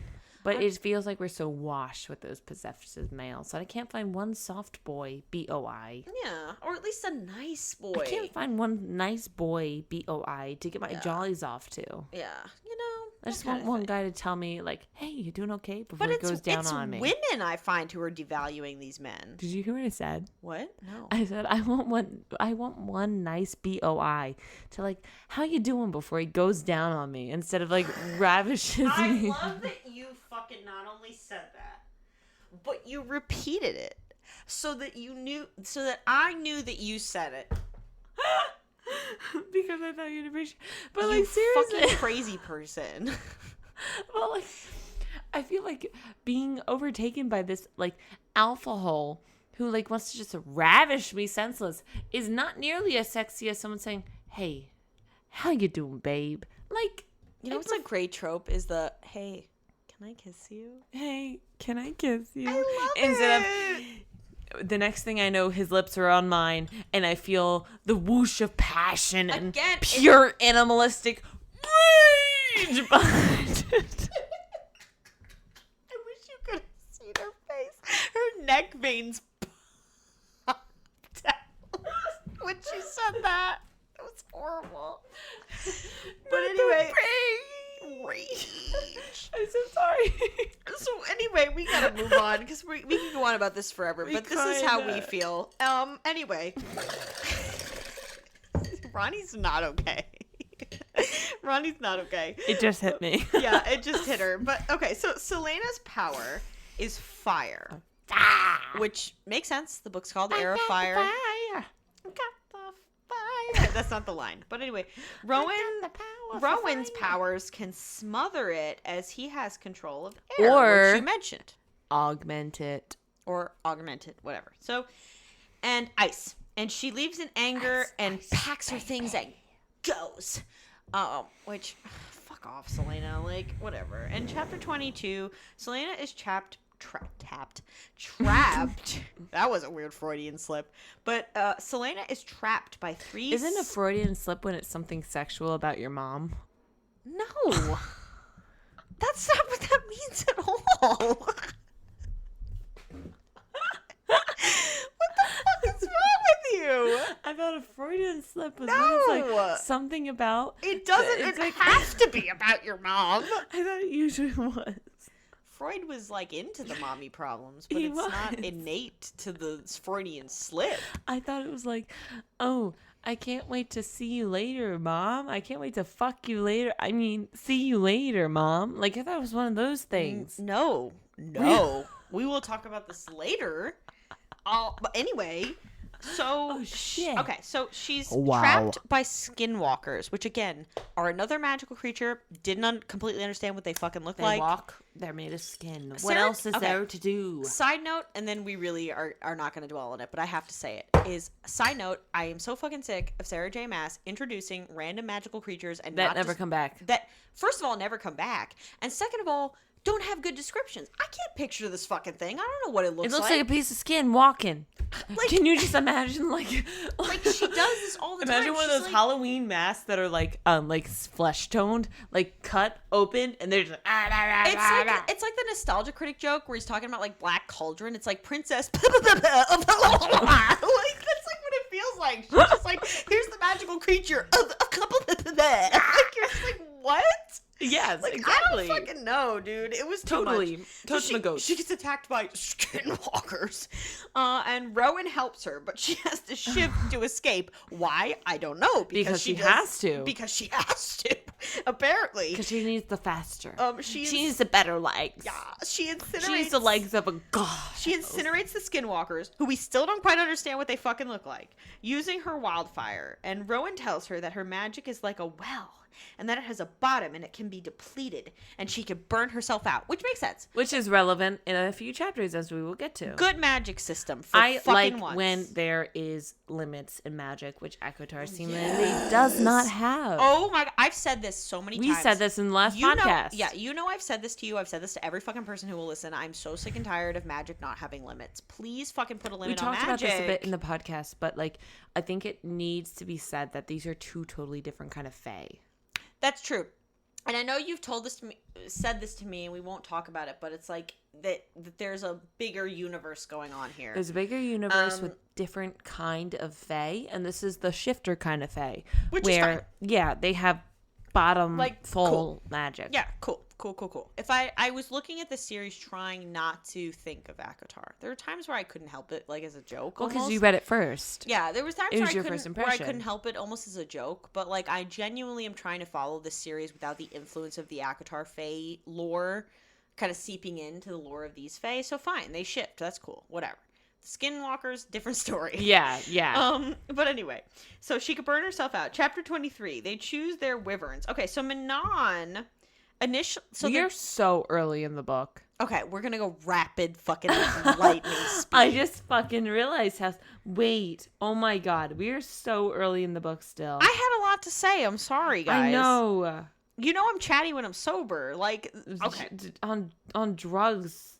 this Whoa. is too much. Okay, we're really gonna go lightning speed because Go Grease Lightning. Go Grease Lightning. unless I What have chapter like did you say? we're on chapter 23. Holy shit. How many chapters are there? 68. What? Yeah. All right, we're lightning speeding through this shit. Yeah, So we can't do this. Unless I have a real comment, we're not gonna dwell on it. Holy shit. So, okay. Yeah, 68. So the witches, Motherfucker, Sarah, calm down. the witches got to choose their wyverns because the witches ride wyverns, and that's the thing. We already talked about that. Yes. So the witches got to ride wyverns, and so she wanted Titus Manon, who's like the main character of this side plot, which starts out seeming like a side plot, but it's clearly not a side plot because it comes back later. So it's a main plot. So anyway, Manon chooses her wyvern.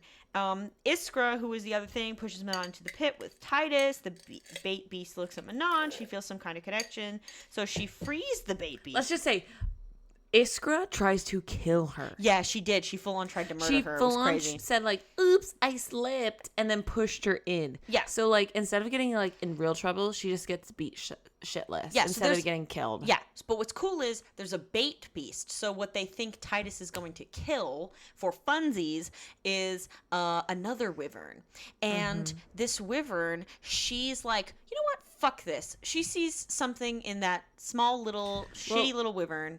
And she helps it kill the big beast. And she decides, this is it. This thing has chutzpah. You know, this thing has gut. This thing has fire. And she kind of sees herself a little bit in this creature. And she's like, you know what? You were my ride or die. You helped me out. So she picks that wyvern that was supposed to be made to like help kill Titus as the wyvern she wants to ride. And so she calls that thing a Braxos. Well, that wyvern also kills Titus. Yeah, it eats the shit out of it. It bites it and shit. It's so cool. So anyway. To save Manon. Yes, to save Manon saves it, and it in return decimates the creature. Yeah, so it's very cool. So that happens. It's like a very underdog story. Abraxas. Which again lays the seeds a little bit that Manon isn't everything she seems. That she's not the iron tooth she claims to be necessarily. She's not born heartless. How do you see something in an underdog like that? You know, if you were heartless, truly heartless, you would have killed it, and you would have put him down. Yeah, and you would have seen it as weakness, but she doesn't. Or you would have tortured it to no end because you thought it was fun. Yeah, there's no like in between. Yeah, but she doesn't. She chooses it. So that's very telling about her character, which we haven't fully explored yet. And I'm sure it will be explored later. But chapter 24, Dorian overhears Chaol, fucking Chawl, telling Adian about Selena and the word keys. Realizes who Selena really is. Oh, he's fucking pissed. Which I would be too. He figures it out. He figures out that Selena is Aelin, something that she had to fucking tell Chaol because he wasn't smart enough to figure it out. No, actually, she says the date. She says a series of numbers, and he looks back in the forms on her desk, and he realizes like, oh, the date is the date that like Aelin Ashriver Galathinius was last seen, or she was never seen again after. Yeah, but so still, she had to give him a bit of credit, but at the same time, can you imagine if this asshole was that dumb that he never figured it out? He was like 11/7/23. Imagine if it was something else, or he forgot the numbers, like a fucking locker code, like he couldn't open it up. Hi, does this have any significance to anyone? They're like, well, that's like 48 days after Magic File. Yeah, please. So anyway, okay, cool. So Dorian's on the page. Yeah, and on the same page as everybody. So chapter 25, Rowan. Yeah, seriously. Rowan takes Selena to see the body of a dead woman. Yeah. Thinks she was killed by the same creature they saw at the Barrows.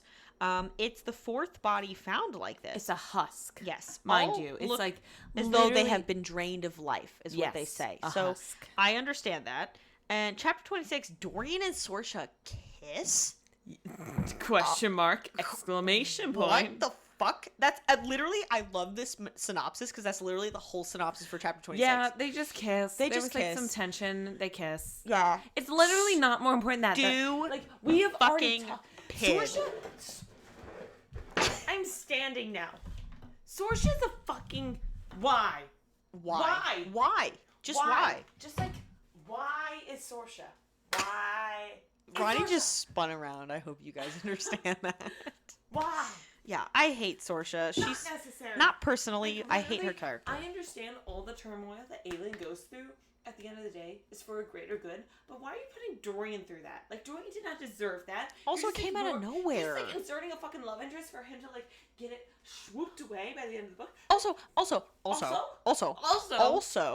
he's a fucking prince. He's a fucking prince. And he can get anything he fucking wants. I understand this is like a fantasy world, quote unquote, but Sarah J. Maas to some extent takes a lot of inspiration from real history and real like court politics.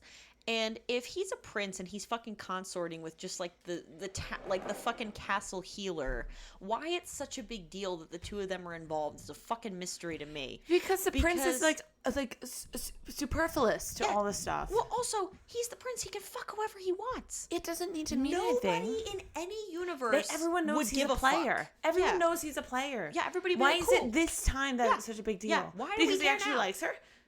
But they don't know that. They don't know his fucking They don't know feelings. Like, They don't know what's feels. inside his mind. They just know who's fucking in his bed. Yeah, Louis XIV really liked one of his mistresses.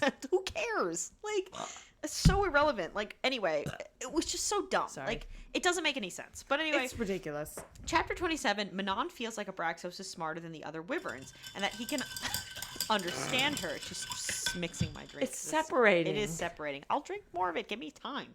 But chapter 28, Selena remembers how her mother used to call her Fireheart, and that Adian was the only friend she had as a child. So she's starting to remember Adian so that we can set up. Well, she's not starting. She's just acknowledging her memories. She's acknowledging it because clearly they're going to have a meetup later. We don't know why, how, or when that happens in this book, but it's clear that she's setting up, which is fine. Again, just because things are predictable doesn't mean it wasn't intentional. So I think she's intentionally trying to signal to the reader that yes, they will see each other again. So we have to, the reader has to know that Aelin remembers him. So that's what's happening. So she remembers Adian. And it also reinforces that Adian's not a bad guy. That, like, Adian's not on the wrong side of this conflict. Why are you singing, you fucking freak? Anyway, okay, so chapter 29. Adian, Coco. I don't care. Adian never knew his father. Never knew who his father was. Chaol thinks of the force that Adian and Aelin could be if they were ever reunited. So Chaol's kind of like freaked out. And also, he like doesn't want magic to fall. He doesn't want them to be reunited. Well, he doesn't know at the end of the day like who Aelin will be on the side of this, because she's the Queen of Terrasen, or the rightful Queen of Terrasen. She could very well kill Dorian. She could very well kill Dorian and take. Well, no, she could very well kill the King of Otterland, take vengeance on Dorian for what the King of Otterland did, and take over everything. And Chaol is such a fucking stickler. This drink really should have been like Chaol's ramrod up his ass, because he's like an asshole. He's a stickler for rules. He's such a piece of shit. It's just sickening because like he's not thinking about the greater good at all. Not at all. He only cares about his stupid fucking friend, who's a rich piece of shit, who would sell him down the river to save his own life in 2 seconds. And I believe that about Dorian. No. Oh, I 100% believe that about Dorian. No. The vibes you get from Dorian are fucking off. Okay. I know you read the whole series. I know you read the whole series. But the vibes I'm getting from Dorian in this book, this is only book 3, which shows you how, quote, he feels betrayed. I say ironically well-developed he is. He feels betrayed. It's just not that he's underdeveloped. It's that he feels betrayed by his best friend and the person who he loves. He loves Selena. He loves Aelin. He loves the person she is. He was not told by her. At the end of the day, he understands why, but he still feels betrayed. Well, Chaol fucking sucks because he inserted himself into that. You don't need to explain that. We know that. But don't insert Dorian into this, because Dorian is an honorable man. Fine. Fuck you. Keep going. Keep going before you make me mad. All I'm saying is that at this point in the books, he's not. That is No. not indicated. No. I don't know what Dorian's deal is. All he's doing is being a predator to the woman who's healing him and moping over the fact that he's got magic and he can't tell his dad. So, chapter 30. Chaol talks to Myrta and Ren. Myrta and Ren. When magic disappeared, 2 waves were felt across the realm. The different waves make up a rough triangle. Okay. Yes. So, chapter 31. Manon trying to get Abraxos airborne. Halfway done, by the way. Yeah, boring. So anyway, 32. Abraxos falls off a cliff whilst Manon is on his back. He finally opens his wings and flies, but the wings are damaged. Boring. Also, so anyway, wait, you know what's also cute is that you don't need to comment on this, but Abraxos, when he's up on the hilltop with Manon when this happens, he puts his face in the flowers and he ignores her because he likes the smell of the flowers. boring. Anyway, chapter 33. Hears stories of so Selena hears stories of Maeve from Emrys long Boring. ago. Yeah, boring. Fairies still walked among them and were ruled by Maeve and her two sisters, Mab and Mora. So this is where what Ronnie was talking about before. Oh, fucking hell. This is what Ronnie was talking about before. Oh, Lou just brought us coffee. Thank you, Lou. Mora took the form of a hawk. Mab took the form of a swan, and Maeve has more than one form. Interesting. So Mab, a swan, and Maeve... Wait, whatever. Anyway, I'm reading things again. I'm drunk, guys. I'm sorry. Mora and Mab both fell in love with mortal men and gave up their immortality. Alcohol in it, Lewis. Gave up their immortality. We don't have Bailey's, bitch. Just deal with it. So... Maeve once fell for a warrior, but he died without ever giving her the ring intended for her. We are introduced to Gavriel, a friend of Rowan's. Yeah, he's a good guy. Selena sees Rowan tattooing Gavriel, which is interesting because from what I understand about tattoos from other Sarah J. Maas books, they're significant. They're always significant. In some way, and they always have to do with magic. You got to the point in the next book where we talk about Gavriel a bit more, right? No, I'm not there yet. Okay. Rowan tells Selena that he does not care about her and that she is whiny and self-pitying, which go off, Gavriel.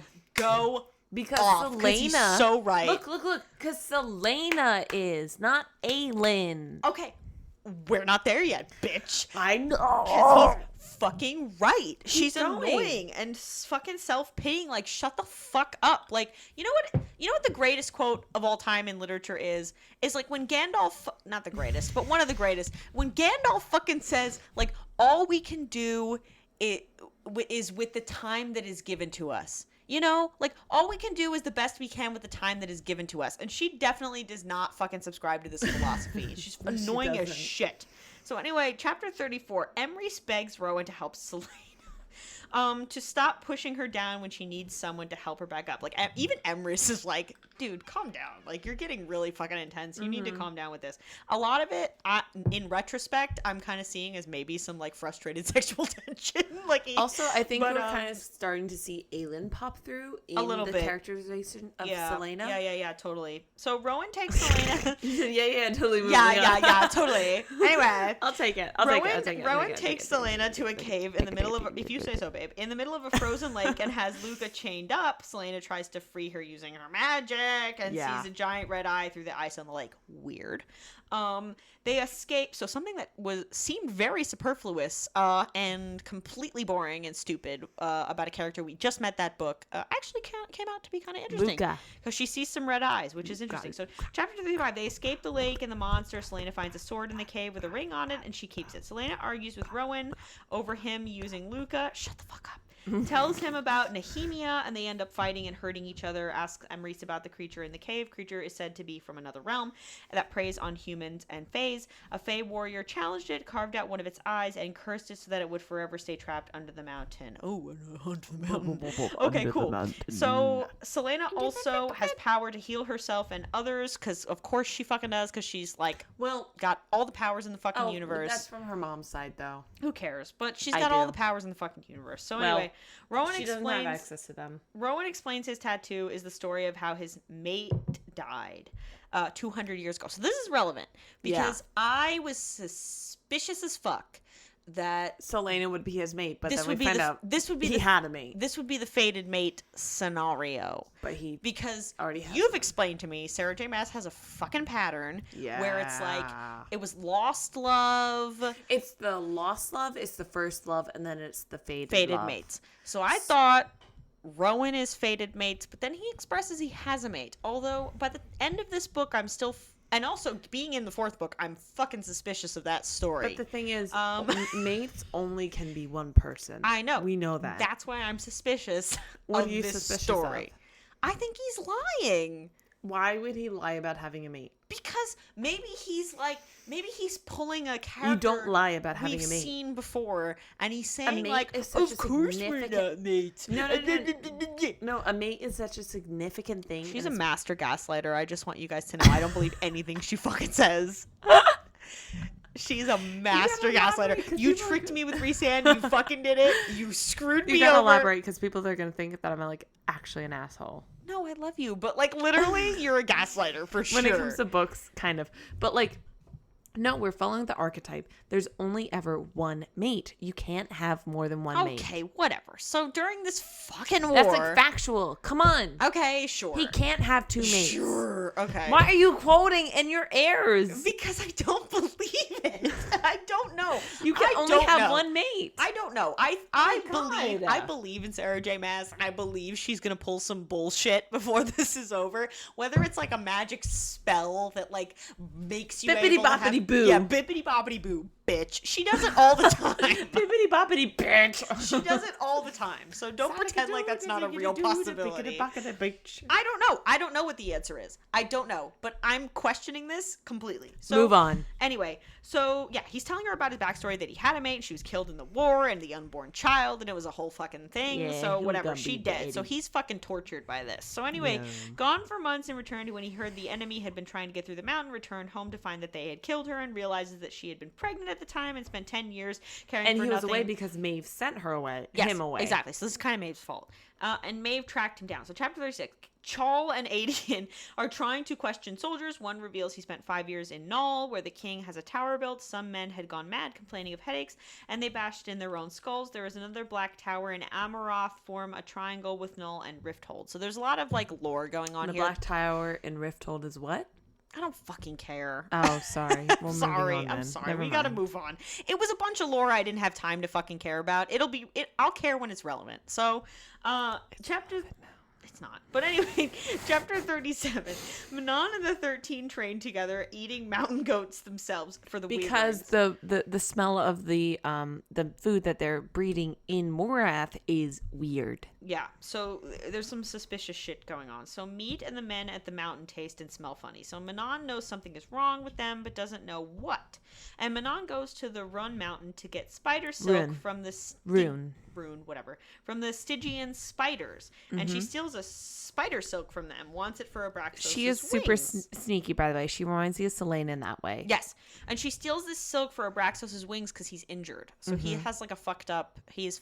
Because he was a bait beast. He was a bait used beast for the bigger beasts to fight and potentially kill, but he survived. Yeah, so he's got some fucked up wings, so she's trying to help him out so he can fly because she had a that's bit who of a she rough bonded time herself to, flying when they were training for flying, which was fucking boring. So anyway, chapter 36, Boring. Abraxos still won't make the crossing between the mountains. Boring. Ariska whips him, so Manon attacks her. Boring. Boring. Who cares?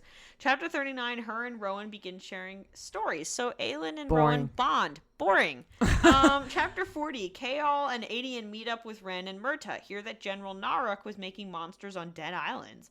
They were like men, but were wearing black collars. Naruk has taken some plans to attack Wendlin. Interesting. Sounds like zombies. Lazy. Don't care. So anyway. For now. Chapter 41, Rowan gets her to keep bonfires going using her magic. This is during like a fire night kind of thing, not quite Kalimni from the Akatar. I was going to say, it felt very Kalimni. It felt very Kalimni, but it's not. He essentially tasked. So I'll explain this one. He essentially tasks Aelin with keeping these fires alive without burning anyone for the entire night. She is hearing music. She succumbs to the music, and she gets lost in her well of power. She spirals down into a near burnout. He is freaking the fuck out because he realized, oh shit, she didn't bring herself out from the brink. He brings her into a cold bath. He tries to fly to Maeve to like relinquish her from her duties. He comes back, and then she's in the bath, like a cooling bath, and he sears her back. And then classic trope, who did that to you? Who did this to you? She has scars on her back from being whipped in the scars, for her time in prison. So he's like infuriated by Who this. did that to you? And then their dynamic actually changes significantly because after this, she is coddled by him. She goes to his his rooms.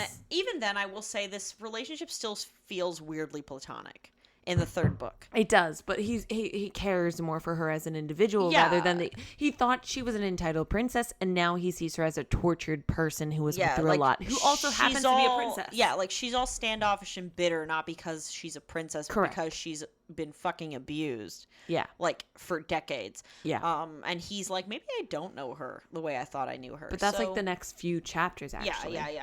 So that's kind of what's happening. But it comes off very, very, very platonic. I want to emphasize that, please. He never makes a move. She never even says. It's never like that. She even says in the book, like, they share a bed, but it doesn't feel like they share a bed. We don't even get like a good old Sarah J. Maas, like his scent bullshit. None of that. So anyway. There's no hard-on pressing on her back in the early morning. There's no morning wood. Yeah, seriously. None of that bullshit. I love how this synopsis person also like combines chapter 42 and 3. Because it doesn't matter. Because it's just her recovery, right? Yeah. Rowan tells Selena about Karanom. Your Karanom can give you power if you're compatible and share a blood connection, and it's rare, and many don't meet theirs. And Selena turns 19. And Selena learns to make shields of fire. Okay, cool. She's just mastering and honing her fire ability. Fucking boring. Which is boring. And chapter 44, Manon and Abraxos make the crossing. Fucking sick. Boring. Chapter 45, another body is found. Okay, so we got another husk. Selena asks Rowan if Kaol could still be her mate, which is fucking stupid. Because he's not a fae. Yeah, he's not. Of course he's not. You can't be mated with a person. Also, which is weird for her to even ask, because when she left him, she was still kind of like I don't know. Her emotions I feel like about if him you were weird. Like saying, could this person be my mate? You'd be a lot more certain that like, yeah, exactly. Hey, I really love this person. Please be my mate, rather than could they be my mate? I don't know. Should they? Also, for somebody as experienced and world weary as her, it seems very teenage girlish and fucking stupid for her to even think this. But anyway, it's kind of ridiculous. Yeah, I don't know. It feels weird. But anyway, even though she tried to kill him, mates are unable to harm one another. Which she did not. Which she left scratches on his face, which scarred. Yeah, but that doesn't mean shit. She didn't kill him. She hurt him intentionally. It was very clear why she didn't kill him. The only reason why she didn't kill him is because Dorian stopped her. Yeah, exactly. So it's very obvious why she didn't kill him. It had nothing to do with mate shit or magic. So I don't know why she's but that's what I mean. Question. She had every intention of killing him. So therefore, rightfully they cannot. so. Therefore, they cannot be mates. Though is my point. Yes, exactly. I agree with you. So stupid that she's even asking that. So chapter 46, Selena and Rowan find caves where Narok, soldiers and 3 creatures are. Realizes they planned to attack.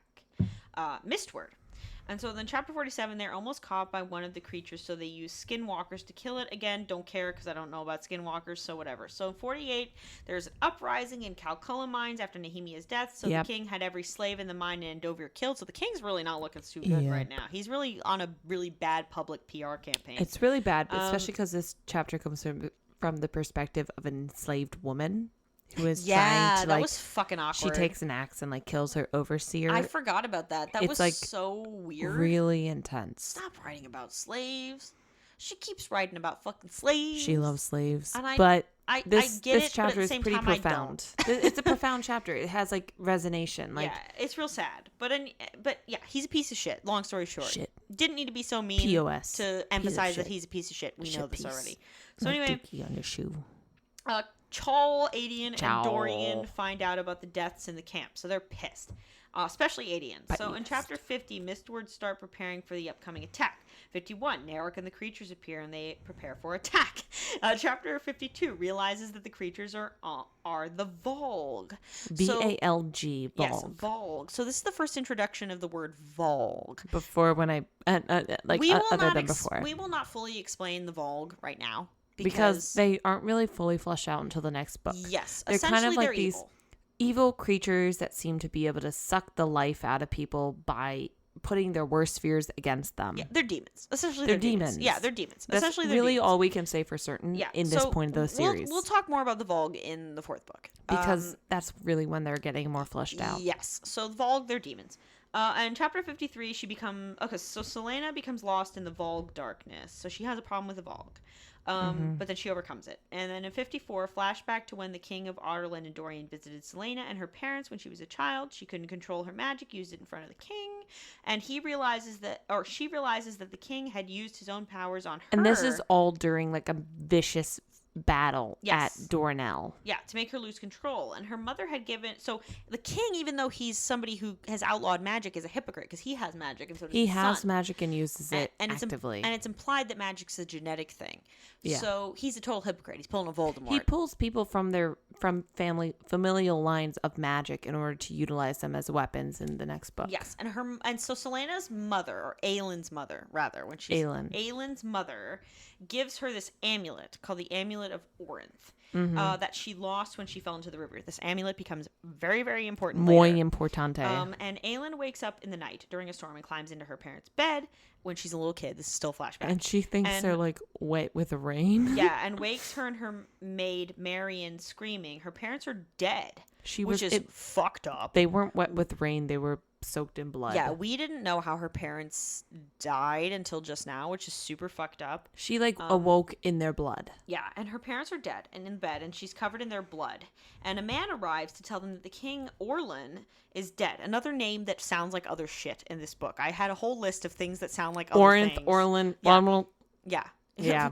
Amulet of Orinth, Orlin, like essentially we knew Orient Express, bitch. So like, I don't know. Orlin is Ro's brother. Ro is Aylin's father. We knew that Aylin would eventually be the queen and Ro would eventually be the king because Orlin would not marry and have kids with a woman because he was playing for the other team, if you know what I mean. Yeah, so whatever. Long story fucking short, she ends up in a fucking river. So her after Marion sacrifices her life, Marion would never. Marion, who has a daughter life. named Alid. Yeah.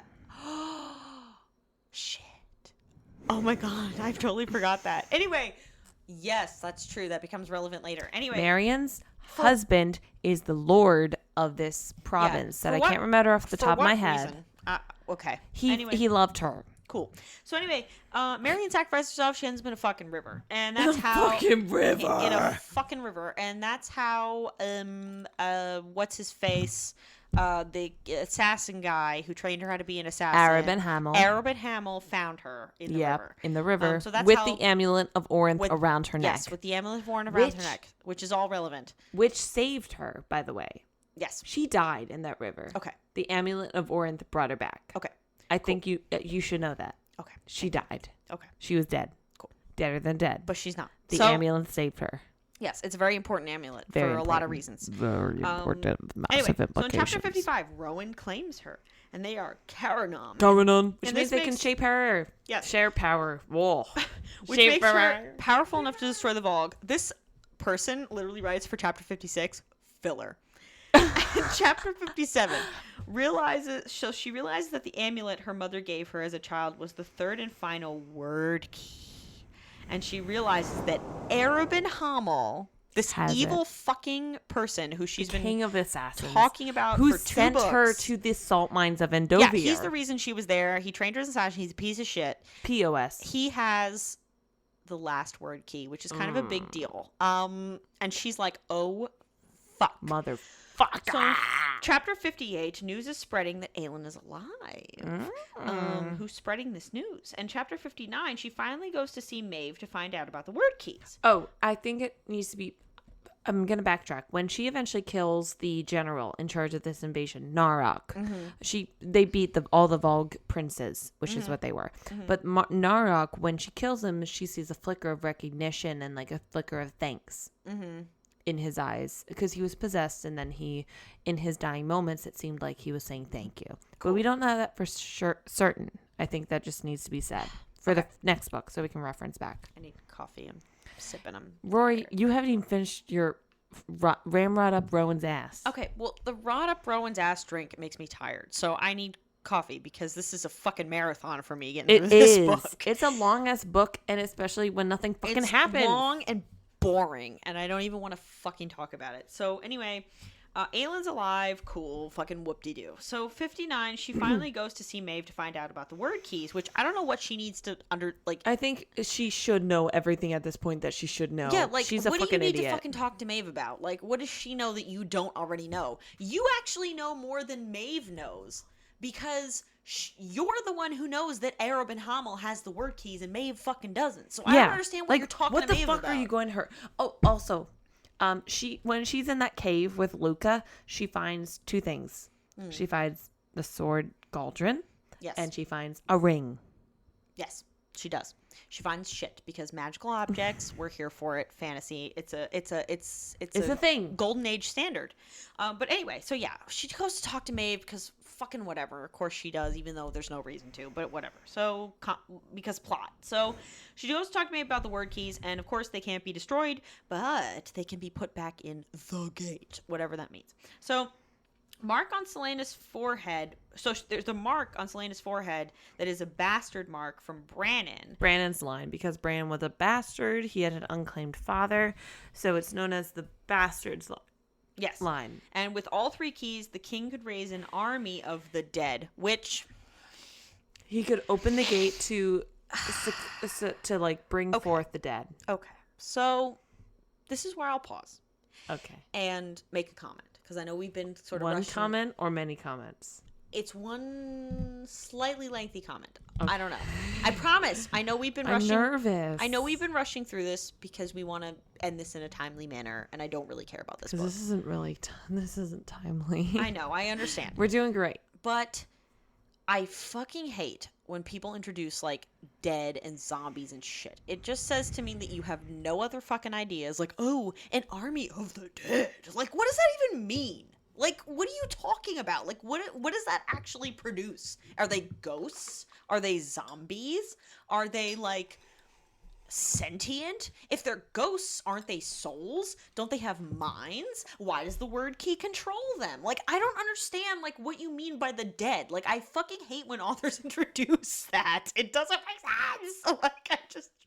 Are you done? Yes. Okay, move on. Okay, I'm sorry. That's just how I feel. But no, anyway, I understand how you feel, but, like... It just feels like you ran out of fucking ideas when It you does. introduce zombies. I'm sorry. It does. But, so anyway, Army of the Dead. Cool. End of the world. Armageddon. Sick. So chapter 60. Selena covers Maeve's entire island in fire. Holy shit. Fire that doesn't burn people. Yes, but still, holy shit. She's like uber powerful. It like, was like real uber dramatic. with an umlaut on it. And that's because she was whipping Rowan, or is that at a different time? It's because she was like whipping Rowan. So yeah, so she's whipping Rowan because she can see, Maeve sees that her and Rowan, this isn't in the synopsis by the way, but her and Rowan have like a bond. Karanan. Because of the Karanan. And so she's like, because Maeve's a bitch. And she starts whipping Rowan, and Rowan can't do anything about it because he's like technically pledged to Maeve He's and all blood that shit. tied to her. Yeah. So he's like bound in every fiber of his being to obey what she says, and if she wants him to be whipped, he will be whipped. Yeah, so he can't do anything about it. So she's pretty pissed. So she sets all this shit on fire, which is good. Which was kind of badass. It was the most interesting thing to happen in the book for like 100 the windows at your car. Yeah, literally, it was the most interesting thing to happen in the book in like 200 pages. So I know. Brannon escaped with the okay, wait. So she burns things, threatens to burn everything and everyone, realizes that Maeve killed Athril, Her lover. the man she loved, Kay, in order to get the word keys. Who fucking cares? Brannon Back in escaped the original game. Who cares? Literally, who cares? Brannon escaped with them and shows Maeve the vision that the Vogue showed her with Selena in power and how the people loved her. And the ring Selena found in the cave was Athril's. Again, who cares? And it comes into play in the next book, she like uses literally next book. the ring to bargain for Rowan's freedom from the blood oath that he has with Maeve, which gets him a get out of jail free card. And Rowan ends up making the blood oath to Selena, but he's really making the blood oath to Aelin Galathinius. Yeah. And then, of course, to serve in her court. There's a tattoo that ends up on Rowan's body, because of course there is, because we always have tattoos and magic and for oaths. bargains. Yeah, for bargains and oaths and shit. So cool. So Rowan's on her team. And chapter 61. War games beginning. Iskra tries to kill Petra. Manon saves Petra, but couldn't save her wyvern, which is a pretty big deal because the wyverns are pretty connected to their riders. And also, shows Petra has been like pretty like Luna Lovegoody. Yeah. Saying like, oh, your wyverns don't talk to you?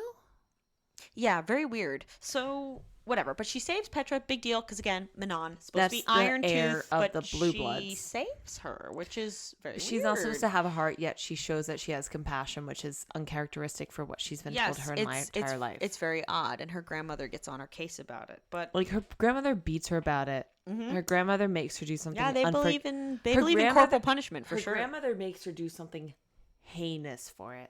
I don't remember. So hold on, we're going to get there. Chapter 62. Manon is crowned the wing leader. which we expected.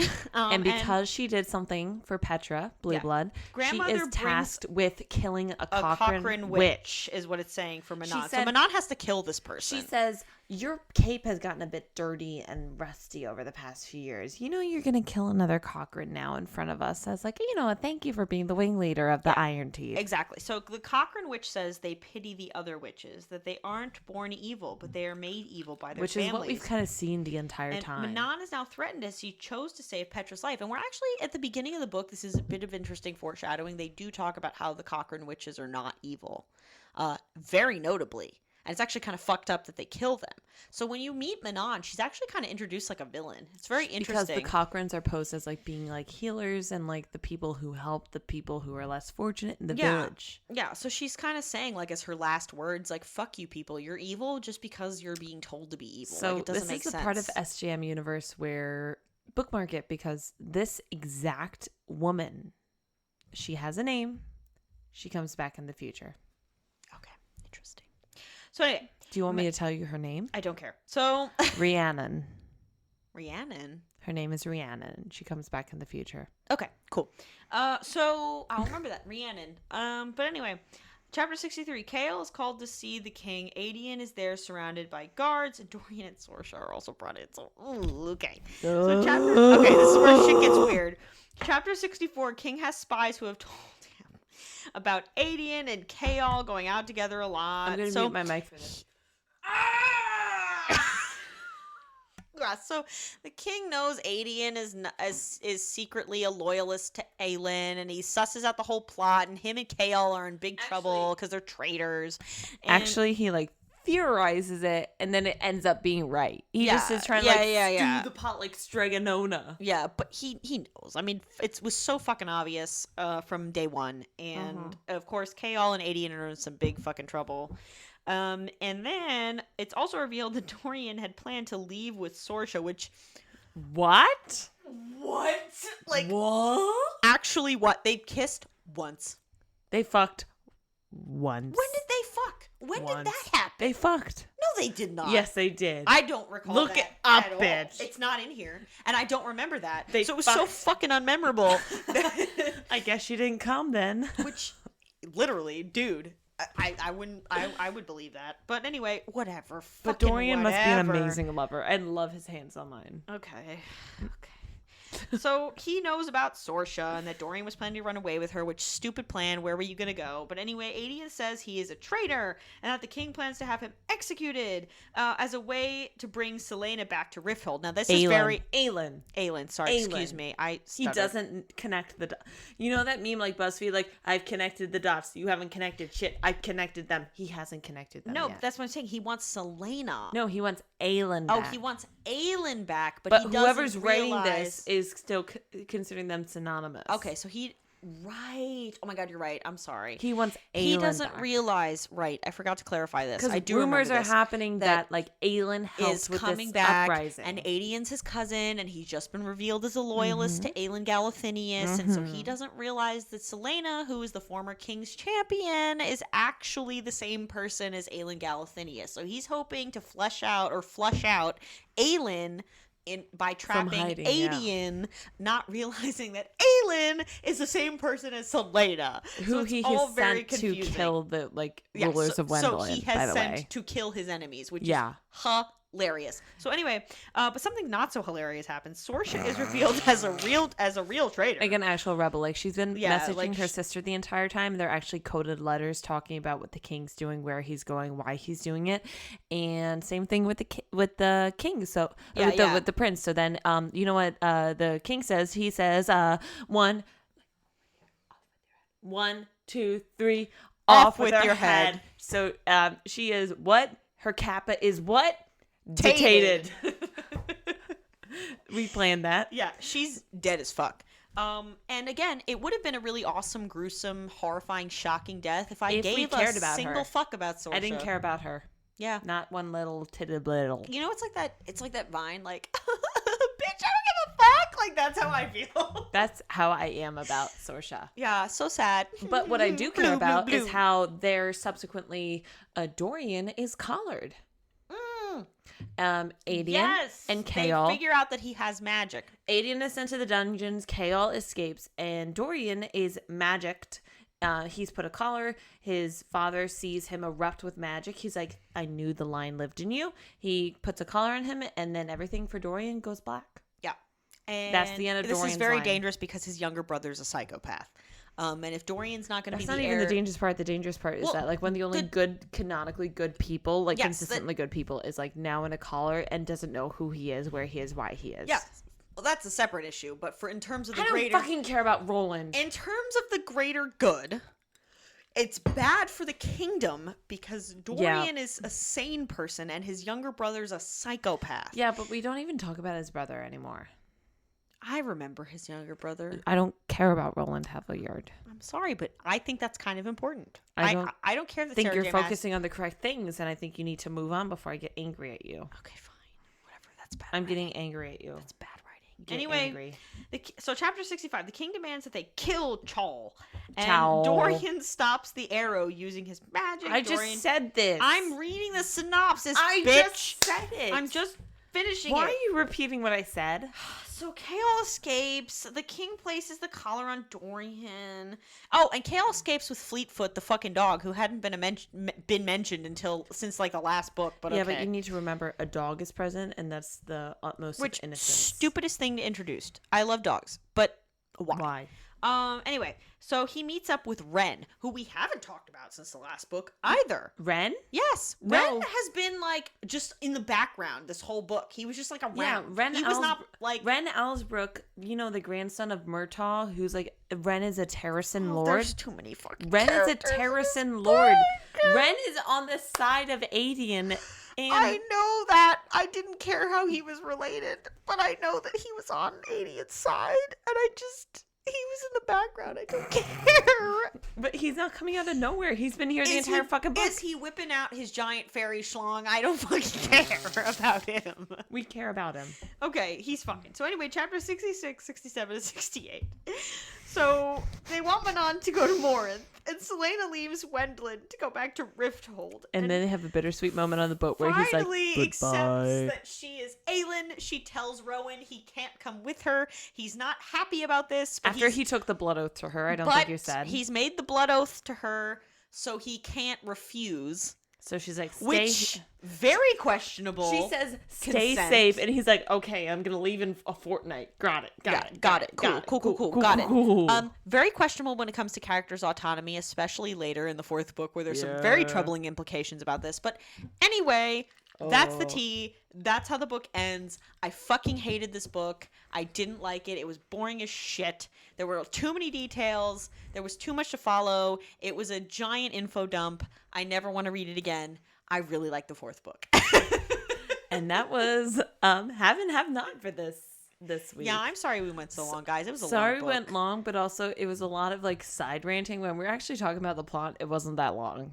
Really? Yeah, no. Okay. Well, I had a lot to say. I'm sorry. It was like not nearly as much, but I think we have brought up a lot of like significant things. I hope so. That I pertain hope when to I the listen story. To this later, I'm not a fucking idiot. You're not a fucking idiot now or ever, but that's also why we have the podcast to laugh at how stupid we are. But thank you for joining, everyone. Thank you for staying tuned for this entire time. We very much appreciate it. This might not have been our favorite book, but you know what? We still love disseminating it for you. So I am Rory. I'm Roni. And this is Have and Have Not. We appreciate you immensely for joining us, and we hope to see you on the next episode, which will have both of us a lot more enthused to talk about it because I love Queen of Shadows. That's my favorite book in the entire series. Yes, I actually do want to talk about this book. I'm so excited to talk about it, and we hope you stay tuned. Follow us on all our socials at www.stopthecoloryellow.com. All right, we'll see you guys next time. Bye. So lame. You fucking assholes.